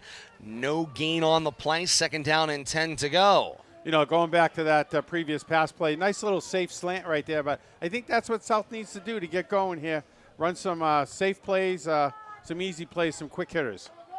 On 2nd and 10, Ayat back to pass. Steps up in the pocket, now pushed out to his right. Avoids the bear trap, works his way out further to the right, and able to gain 2, maybe 3 positive yards, avoiding a diving defensive attempt by Adam Al-Namari, who has been very close, as he was all year for the Panthers of Marlborough, very close to another sack. Yeah, Nathan Acker, though, comes in and cleans it up nicely after that short gain. Nice Good high job. step there to get out of trouble, too, in order to net some positive yardage and to keep that play going as well. But it's going to bring up a 3rd and moderate here for South again, and they're kind of in that no man's land right near that 50-yard line, right near midfield. So they need to be able to convert a first down right here. 3rd and a short 7, and the handoff goes inside for Algieri from Burncoat again. He bounces it out to the right, back to the line. Flags are up on the play, and the officials will step in on this one. This is going to be some extracurricular activity. Looks like some emotions, and nice play before we get the penalty call by Connor Salmon there to track down that running back from behind, but probably some words exchanged after they got up. So after the play is over, it's going to be against the offense. Offense. Not good. And that'll be a 15-yard penalty. Definitely, I believe it was sorry, Todd. No, go ahead, Bill well, Thomas. I believe it was a personal foul. Dead ball penalty. It's still going to be 4th down now, so they lose the down and they get 15 yards tacked on in the wrong direction. South All-Star team already here with 60 yards in penalties. To be expected in one of these type of all-star games, especially where most of these players haven't played organized football since Thanksgiving at the maybe best case. I'm a little surprised with the number of personal fouls. Yeah, I think it's emotion. We're seeing emotional fouls, yeah. I think. In a lot of ways, I would agree. Yeah. No love lost on either side of this rivalry, so to speak. What a punt. LaValle with a great punt going Wow. downfield. Oh. It is muffed, and a great play by Bryce Kissy of Abbey Kelly to scramble at the fingertips and reel the ball in. Somehow, some way, he Somehow. hangs on to it. Woo! An all too close moment there. But North maintains possession, 1st down and 10, their own looks like about 16-yard line. Inside the 20, 16.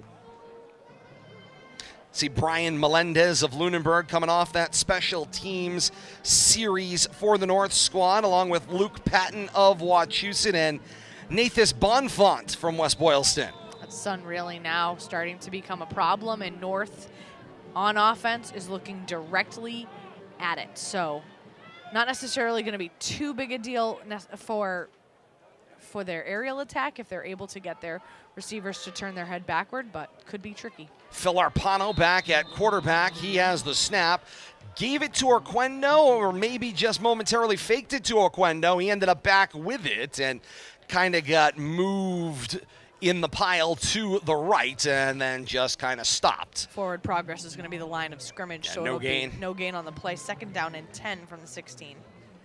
8:45 and counting to play here in the 4th quarter, and the North lead is 7-3. North in no hurry here either. I see Shrewsbury Athletic Director Jay Costa within our general reach, also the president of the National Football Foundation. I'm sure he'll stop by and join us. Stop by. Coach Ogilvy booked him a reservation, so He told us how much he enjoys public speaking at the awards banquet. So. indeed he did. Oquendo will flank out to the left. He will be slot to the left in a 4-receiver set. Arpano back to pass, hits the back foot, looks over the middle of the field, passes long and incomplete, and flag is out from the back judge. Ryan McKenna with a little enthusiasm post-play because he felt like he got roughed up on that one. Yeah, I'm not sure we got pass interference or maybe It is pass interference against the South squad. I don't know if it might have been a defenseless receiver, but it's going to be a big one on the defense nonetheless. Line of scrimmage penalty, I believe, on this type of call at high school. A couple of defenders in the general area. I saw Isaiah Carparier of Doherty in the neighborhood. Also got John Malissi of St. John's joining the fray off the substitution. He'll be playing the defensive back left of the formation. Looks like we're going to have, it's going to lead to a first down too, I believe. A little confusion here on the field where we're going with the markers. The markers, the spot. They're trying to decide where, it's first down. They're a little slow with the chain gang. You know, it's summertime for them too. Absolutely. So they found their spot. They got it. First down. Just first ahead of and the 30-yard line, called the 30 and 1/2. Arpano in a shotgun set on first down. Oquendo checks in motion. Arpano the snap. Gave it inside. That looked like Salmon, and he got hit almost immediately. Power from Shrewsbury in there, and he gets tied up with Marlboro, and there's no love lost between the Colonials and the Panthers. And Steven Solano in there leading the charge also. Last one to get up from the bottom of that pile. Solano from South. South High, that is. On the South team. On the South team also. Let's get that straight. Goes to school with South, and he's playing for South. Not the same South, but. Geographically logical as we pass the 7.5-minute mark here in the fourth quarter. Is anybody confused yet? Arpano calling signals with Salmon in the backfield. 4 receivers out in the formation. Pair on either side. Constant is slot to the right. Snap, back to pass, rolling out, and smothered on the play. It's a sack for South. They caught up to Arpano, and they said, we're just taking out the garbage on that play. Joe Maxim leading the charge there for the defense. And John Furno was there as well. A couple of helpers. Could be a loss of 8 on the play. Maxim from Northbridge. Mentioned Caden Constancy in his on-field action, first on-field action tonight. Joe Maxim takes his educational pursuits to the North Shore and Endicott College. Got to tell you, there are a number of teams in the Division III level that are getting large sums of Central Mass players. Seeing a lot of Endicott, UNE, seeing a lot of Worcester State and Fitchburg State as well. 3rd down and long following the sack. Shotgun set, 4 receivers in the formation. Back to pass, looking left, floating is Arpano, and the basket catch is made by Ryan McKenna of Oakmont, crossing midfield to the South 49-yard line, and Marcus Bass is there to greet him. That's the kind of time and play we haven't seen all game, but dropped it right in the breadbasket there. A 29-yard pitch and catch, Arpano to McKenna, or Lunenburg to Oakmont. And that'll bring the aerial attack for North squad up to 6 receptions, 121 yards passing and receiving, and that complements 77 yards rushing for their squad. So they've really rounded out that multi-dimensional offense on both sides of the ball, which we talked about is rarefied air to be able to generate, especially in the passing game, that much offense, because you simply have people that don't play together all the time. Arpano back to pass, looks and throws, finds the slot receiver right. It's Caden Constant, 2nd, maybe 3rd play in the game, and he's on the score sheet with a catch across the South 45-yard line and down at the South 43. Good job. You know, I've been waiting to get the Leominster kids in, and Caden on his way to Worcester State, and makes his appearance, makes his presence known to the South defenders. Nice gain there on 1st down. And Anthony Aquendo and Caden Constant find each other in the huddle. They were on opposite slots, Fitchburg on the one side, Leominster on the other, and a high five back in the huddle for the great catch made there. And that's one of the great parts about this All-Star game. Still didn't see it. You can see it tomorrow, Kate. I think I got it. See it again on RFM. Yeah. I think I closed my eyes. Gain of 7 on the play. Arpano fakes the give to Salmon, scrambles around the tackle and works his way into the hole. Crosses the 40, up to the 35 and down at the 34-yard line, and Arpano does that one with his legs for a North 1st down. 4:45 and counting to remain here in the fourth quarter. Now we're just bullying you. Now 7-3 North on top of South. That's why Bill Thomas is our guy. He just bullies people. I should have been a school teacher. I should have been like the security in the school. What are you doing? Get over there. Get back in class. Chapter President Jay Costa joins us, and I thank you so much for taking the time to join us tonight. And, of course, great to have you here with us on another successful event here. I mean, you've got a fantastic crowd. People have been great. Looking forward to this event after a 2-year absence, and it pays off in a great night tonight. Thank you to you guys for covering this. And, yeah, it's so exciting. I mean, the crowd is unbelievable. The kids have worked hard for the past 2 weeks. Getting ready for this and the excitement. We talked about it back in March and told them that, hey, this is going to be the best time. You're going to have fun playing with guys that you were beating up for 4 years and making new friendships that will probably last a lifetime. And I asked some of the kids before the game today, I go, was it everything I get cracked up to be so far? They're like, yes. No doubt about that. And I've got to imagine a little bit, this is one of the first games, maybe in a long time, they've played just for the fun of it. Right. Exactly. I was like, it doesn't matter who wins the game. Just have some fun. One last time, you get to represent your school and play Central Mass football. So it was great. Do you really think it doesn't matter who wins the game to these kids? The emotion says otherwise. Arpano back to pass, looking for a streaking Bass again. It got deflected, incomplete. Nice play there, reaching out on that one. Looks like I had Noah Ostrowski making some contact there. Maybe Ryan Algieri downfield to knock that ball away as well.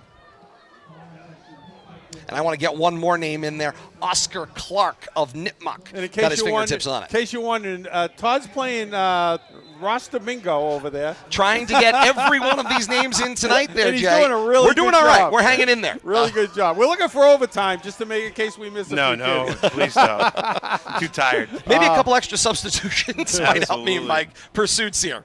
Shotgun. Arpano with the fake handoff keeps it himself. Straight up the middle of the field. He crosses the 20-yard line to the 15. He's hauled down at the 14. It's a first down for the North squad, and it's a gain of 18 for North and Arpano. Jay, we talked a little bit about this with your vice president, Harry Ogilvie, and of course, all this money goes straight back into the association for the purpose of scholarships. And of course, we had the opportunity at that banquet, and of course, Billy alluded to it a few minutes ago. You said you don't love the public speaking component, but I loved the public speaking component with the student athletes. The student athletes did an outstanding job. We were able to recognize 6 local football players for their not only the work on the football field, but also in the classroom. And just amazing. I think that's the best part of that entire banquet, and all the proceeds from this game go to help support those scholar athletes. I know there are plenty of people out there, and there's so many asks in so many different ways, but you've had some great support from the business community we talked about earlier. But if people wanted to get involved with this and wanted to support the association, how might they go about best doing that? Reach out to me, at Shrewsbury High School. We're a bunch of volunteers. There are local coaches, former officials, former head coaches of Central Mass football. And anyone who loves football can be involved, and we really appreciate it. Again, we appreciate all you guys do about promoting football within Central Mass. Thank you so much, and we can't say enough thank yous for the award recognition this year. I mean, just looking through the program at names that I remember covering athletics, whether it was reading their columns in the Telegram or the Sentinel or watching them on Charter 3, to get included in that group, it's a tremendous honor. Thank you, and thank you for all you do. It was good to see you guys get recognized for all the hard work that no one knows that you guys do behind the scenes. We appreciate that. Indeed, that was Matt Power with the stop for South. After a short gain, I've got third down. Athletic Director and President of the National Football Foundation's Central Massachusetts chapter here, the Mehwiney Chapter. Jay Costa, thank you so much. Thank you. Take care. Thank you, sir. And we are down the home stretch here. 1:25 and counting to play here in this fourth quarter. And North matriculating the ball down the field, Kate. They certainly are. We've talked about it. They've had these offensive opportunities. Arpano finds an open Caden Constant for a touchdown strike. It's a 12-yard touchdown strike. Let him Arpano celebrate. from Lunenburg finds Caden Constant of Leominster. What a way to go out on your home field. And the celebration is afoot. And Coach Dave Kaiser shows some ups. 1:13 to play here in the fourth. The way to end your career on your home field. 13-3. I bet he that to didn't think Worcester he'd have State. the opportunity to do that again. He waited 3 quarters to find his way on the field and makes his presence known almost immediately. North on top of South. Point after pending here. Hunter Wolfrey to attempt the point after. Jason Levin to hold. Snap, fumble, snap, ball down now. Kick is up and through, and the teams come back up the field. 1:13 to play in the fourth quarter, and North grabs a commanding 14-3 lead in what has been a defensive battle tonight here at Doyle Field. I tell you, entertaining battle, defensive, but offensively, we've seen some action too. It's just it's taken a while to pick up, but we anticipated the defense would dominate tonight, but I tell you, that North offense figured it out here in the second half. Great to see Caden get his last hurrah here, and he had some injuries he's battled. He really fought his way back on the field this year and proved his worth, and he really stepped up right there at a point in time for his team and made, I don't want to say game clinching touchdown catch there, but looks pretty good right now. Bill Thomas, I'm going to clear my bingo card here from North. Jake Jones of Marlboro on the North squad tonight. Nico Martinez from Leominster, along with Colin Johnson of St. Paul. Connor Capone of Maynard. Andrew Abroqua of Abbey Kelly. Xylus Abney of West Boylston. Owen Cato of Maynard. Lincoln Ashline of Clinton, and he played phenomenal at the defensive back spot in a game we saw earlier this this year. Ethan Gerard of Murdoch, joined by Cam Giannetti of Marlborough. Joe Scangus of Algonquin rounds out our north side roster card here. Got a little more challenge in a minute 13 to get the South squad in, but we're going to get them in to this broadcast. Good luck. The line drive kick, it's fielded on the one hop from a dead stop. Xavier Rosario picks it up, and now he will be pushed out of bounds in gang fashion. That's enough, boys. And the officials will hustle in there to make sure everybody clears up there, and you could just see the enthusiasm about this one. And for this North squad, they had half as many players, Kate, as the South squad did. Well, and you mentioned the fact that having more time out there may have gotten them on a bit of a roll. You're able to kind of get into a rhythm, which is excellent if you're North. So you kind of take it at going from a disadvantage to an advantage. The other thing, that last offensive drive for North, 8 minutes of game time off the clock. An 8-minute drive. And they started on about their own 30, I believe. They started on the 16. 16. It was an 84-yard drive. Jack O'Sullivan, the fourth quarterback of the night for South. Back to pass. Looks right and throws. Lofts it downfield and incomplete. He was looking for Stephen Ceccarini of David Prouty, and the pass will fall incomplete. Let's get a couple of mentions here from South. Matt Silva of Westboro, another wide receiver on the roster, along with John Carlos Estrada on the defensive side of things from Shepherd Hill, along with Mike Tino of Nipmuc, as well as Quasi Booki of Burncoat and Michael Nato of Auburn. Second down and 10 to go. O'Sullivan in the shotgun set. 4 receivers in the formation. O'Sullivan, a 5-step drop. Look over the middle of the field. Then the pass is incomplete. And some pushing and shoving breaks out after the fact. Whistles and flags kill the play. Nico Martinez of Leominster on the defensive coverage for the North squad on that incompletion. Motion still running high here, even as less than a minute left in the game. Going to have some unsportsmanlikes here. I think a little extracurricular activity. Face mask is the call going against North. Then add an unsportsmanlike conduct going against South. Appears those will offset. 55 seconds left in this All-Star Classic. Officials are moving the ball, though, Todd. Oh, yeah, they are marking off there, Bill Yeah. Thomas. Maybe they're marking the dead ball. That's 15 yards Yeah, so the dead ball, unsportsmanlike conduct. against North. So that will march the ball forward for South. Give them some better field position here as they chase 11. Sure, they'd like to put one more on the board here. Without a doubt. Finish their career on a high note, the kids that are on the field right now. O'Sullivan is the quarterback to do it. Trips to the right of this 4-receiver set. O'Sullivan the snap. Hard boot to his right. Throws underneath for Ceccarini. Pass is caught, and he's whipped down at the 48-yard line. It goes for a gain of 8. It'll be second down and 2. Trying to see, and on the tackle, it looks like 6, I believe. Yep, that'd be 6. Nathan Acker from Fitchburg. Out there in his defensive back of, I think he's playing outside linebacker, but kids are all over the field right now. Under 30 seconds to go. Pick a location. O'Sullivan back to pass. 3-step drop. Lofts down the right sideline. Looking for Fitzback once again. And Vizback in a trio of defenders, and that one falls incomplete. And now Martinez and Steinberg, a Leominster-Westboro combination. A little pushing and shoving there. Exchanging pleasantries for the last time. What did I say? Nico's going, what did I say? What did I do? told them to have a nice summer. That's fun. See you in the fall on the college field. Yeah. Unsportsmanlike conduct against North. You hate to see things kind of break down like this as the game and the waning moments. But Sure, absolutely. Once again, the emotions from the opening whistle have been sky high, and even as the game winds down, they're still on edge. How about Dylan Ciccone of Blackstone Millville Regional? Brady Soldo, who might be RFM's most frequently covered player from Shrewsbury, as he even was seen not just in football, not just in basketball, but on the golf team as well, here on RFM coverage as well, back when he was a sophomore. Trey Howe of Blackstone Voc Tech. Pass is complete from O'Sullivan out to the left for Vizbeck once again, who scampers into the open space and gets out of bounds to stop the clock around the north 26-yard line. Lincoln Ashline in on the tackle.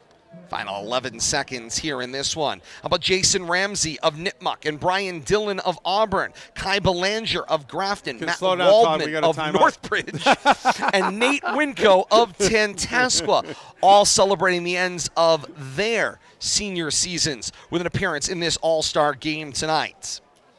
Can add also Alexander Sawick of Shepherd Hill, Musa Kabunde of South, Alex Worthington of Quabog, Adam Hillerstrom of Grafton. Got a chance to meet his parents tonight prior to the game. They were trying to figure out what number he was wearing because, of course, players are wearing different uniform which tops side tonight. of the field to sit on, north or south side. They stayed over here on our side. I hope they enjoyed our coverage. Bryce Patterson of Bartlett making an appearance tonight. Micah Haynes of Burncoat and Dylan Mosley of Doherty, all part of those Worcester City schools down there. Jimmy Mercier of Leicester and Jordan Rivera of Baypath, all on the South squad tonight, along with Joshua Saforo of North. O'Sullivan with the snap, rolls out to his right. He's going to tuck and run into the open space, heading toward the sideline. He will get out of bounds to stop the clock with 2 seconds left in this 7th All-Star Classic. All right, so you score on your last play as a senior in your last high school game. Coaches got a timeout to burn. Let's use it, and let's get a score and play in here. From the 12-yard line of North, that is where the snap will proceed from. Mentioned Trout Marnell of Blackstone Voc Tech, Owen Fitzgerald, Marco Girardi of Auburn and Worcester Tech, respectively, Joe Carlson of Nipmuc, and Andrew Lavoie of Baypath. Kate, those Voc Tech schools have been well represented tonight. O'Sullivan back to pass in the waning seconds. He looks right and throws. Incomplete. Time has expired. And this 7th annual All-Star Classic comes to a close here on RFM tonight and here at Doyle Field as the North All-Stars pick up the win over the South All-Stars by a 14-3 score. North will take a series lead after the 7th meeting, 4 wins to 3. Tell you, great game, Todd and Kate. Just enough action to keep us interested. Enough emotions to last an entire season, and somehow North finds a way to get it done in the second half.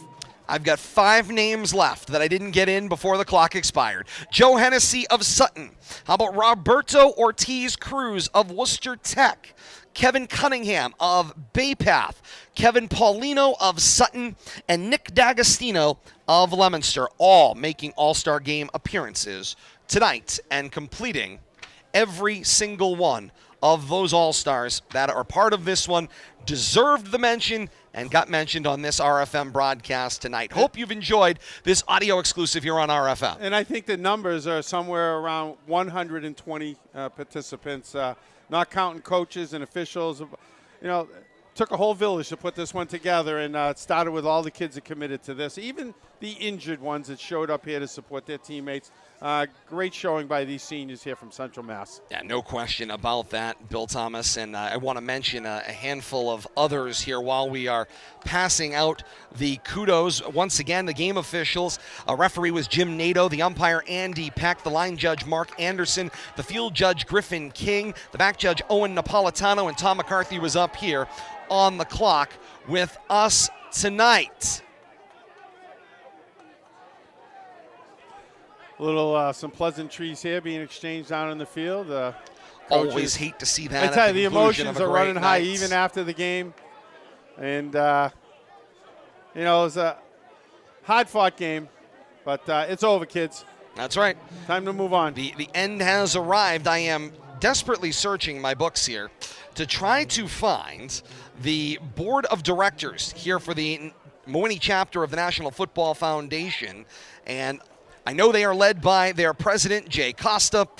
They are also led by their vice president, Harry Oglesby, who has been up here with us tonight. Got a chance to meet up with them. Tom McCarthy is the foundation's treasurer.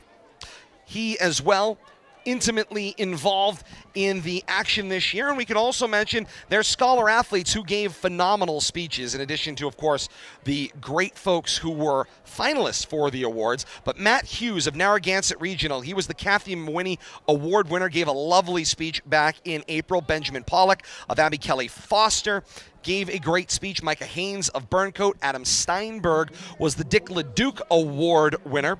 Then Ryan Gentlucci of St. Paul's and Seth Larson of Leicester, all winning. They were the 6 athletes that were named scholarship winners in the action back in April at the Marriott Courtyard in Marlborough. Officials getting together from this one to make final decisions on the award winners here tonight. South MVP. And the South MVP. Sam LaValle. Yeah, 39. Sam LaValle, well-deserved. Kicker. He had the 20-plus yard field goal. The lone points tonight scored by South offensively. Good job by him being recognized. He was the offensive MVP, now the defensive MVP, excuse me. Celebration ensues. Stepping forward, John Furno of Blackstone Valley Tech. We called his name plenty tonight. Yeah, a very active game for John there, and well-deserved recognition in his final game as a high school senior. And now they move over to the North squad.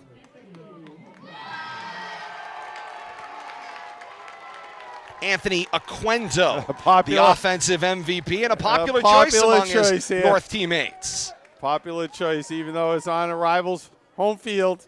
Got a lot of fans here tonight. Completing a great career from Fitchburg High School. And Lincoln Ashline of Clinton, the defensive MVP for the North squad.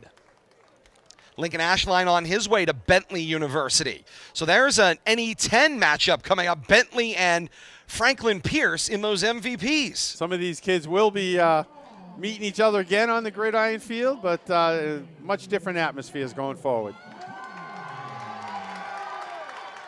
And Phil Arpano receives the final MVP award for the North squad. Great job at quarterback, playing through. He shows up with a leg brace on. That's dedication. He's not worried. He wants to play, enjoy his last game as a senior, and put a great showing out on the field. Celebration ensues, and now you see the squads taking their respective knees.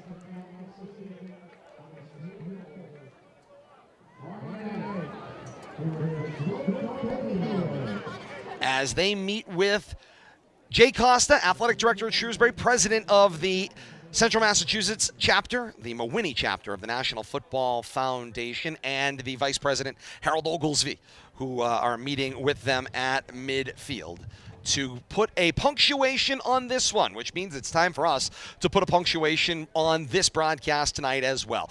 I hope you've enjoyed the live audio coverage here from historic Doyle Field here on RFM. I have a sneaking suspicion you're going to hear a lot of it in the future. You keep it locked right here with live broadcasts available at Facebook Live, on YouTube, and on Twitch as well. All of them at Media Rivalry or Rivalry Family Media out there as well. And then on Twitter for the updates at Media Rivalry. Like, follow, and subscribe today when we go live with content, whether it is live that evening or on delay. Your smart enabled device prompts you, and you can be a part of the action. It's content that literally finds you.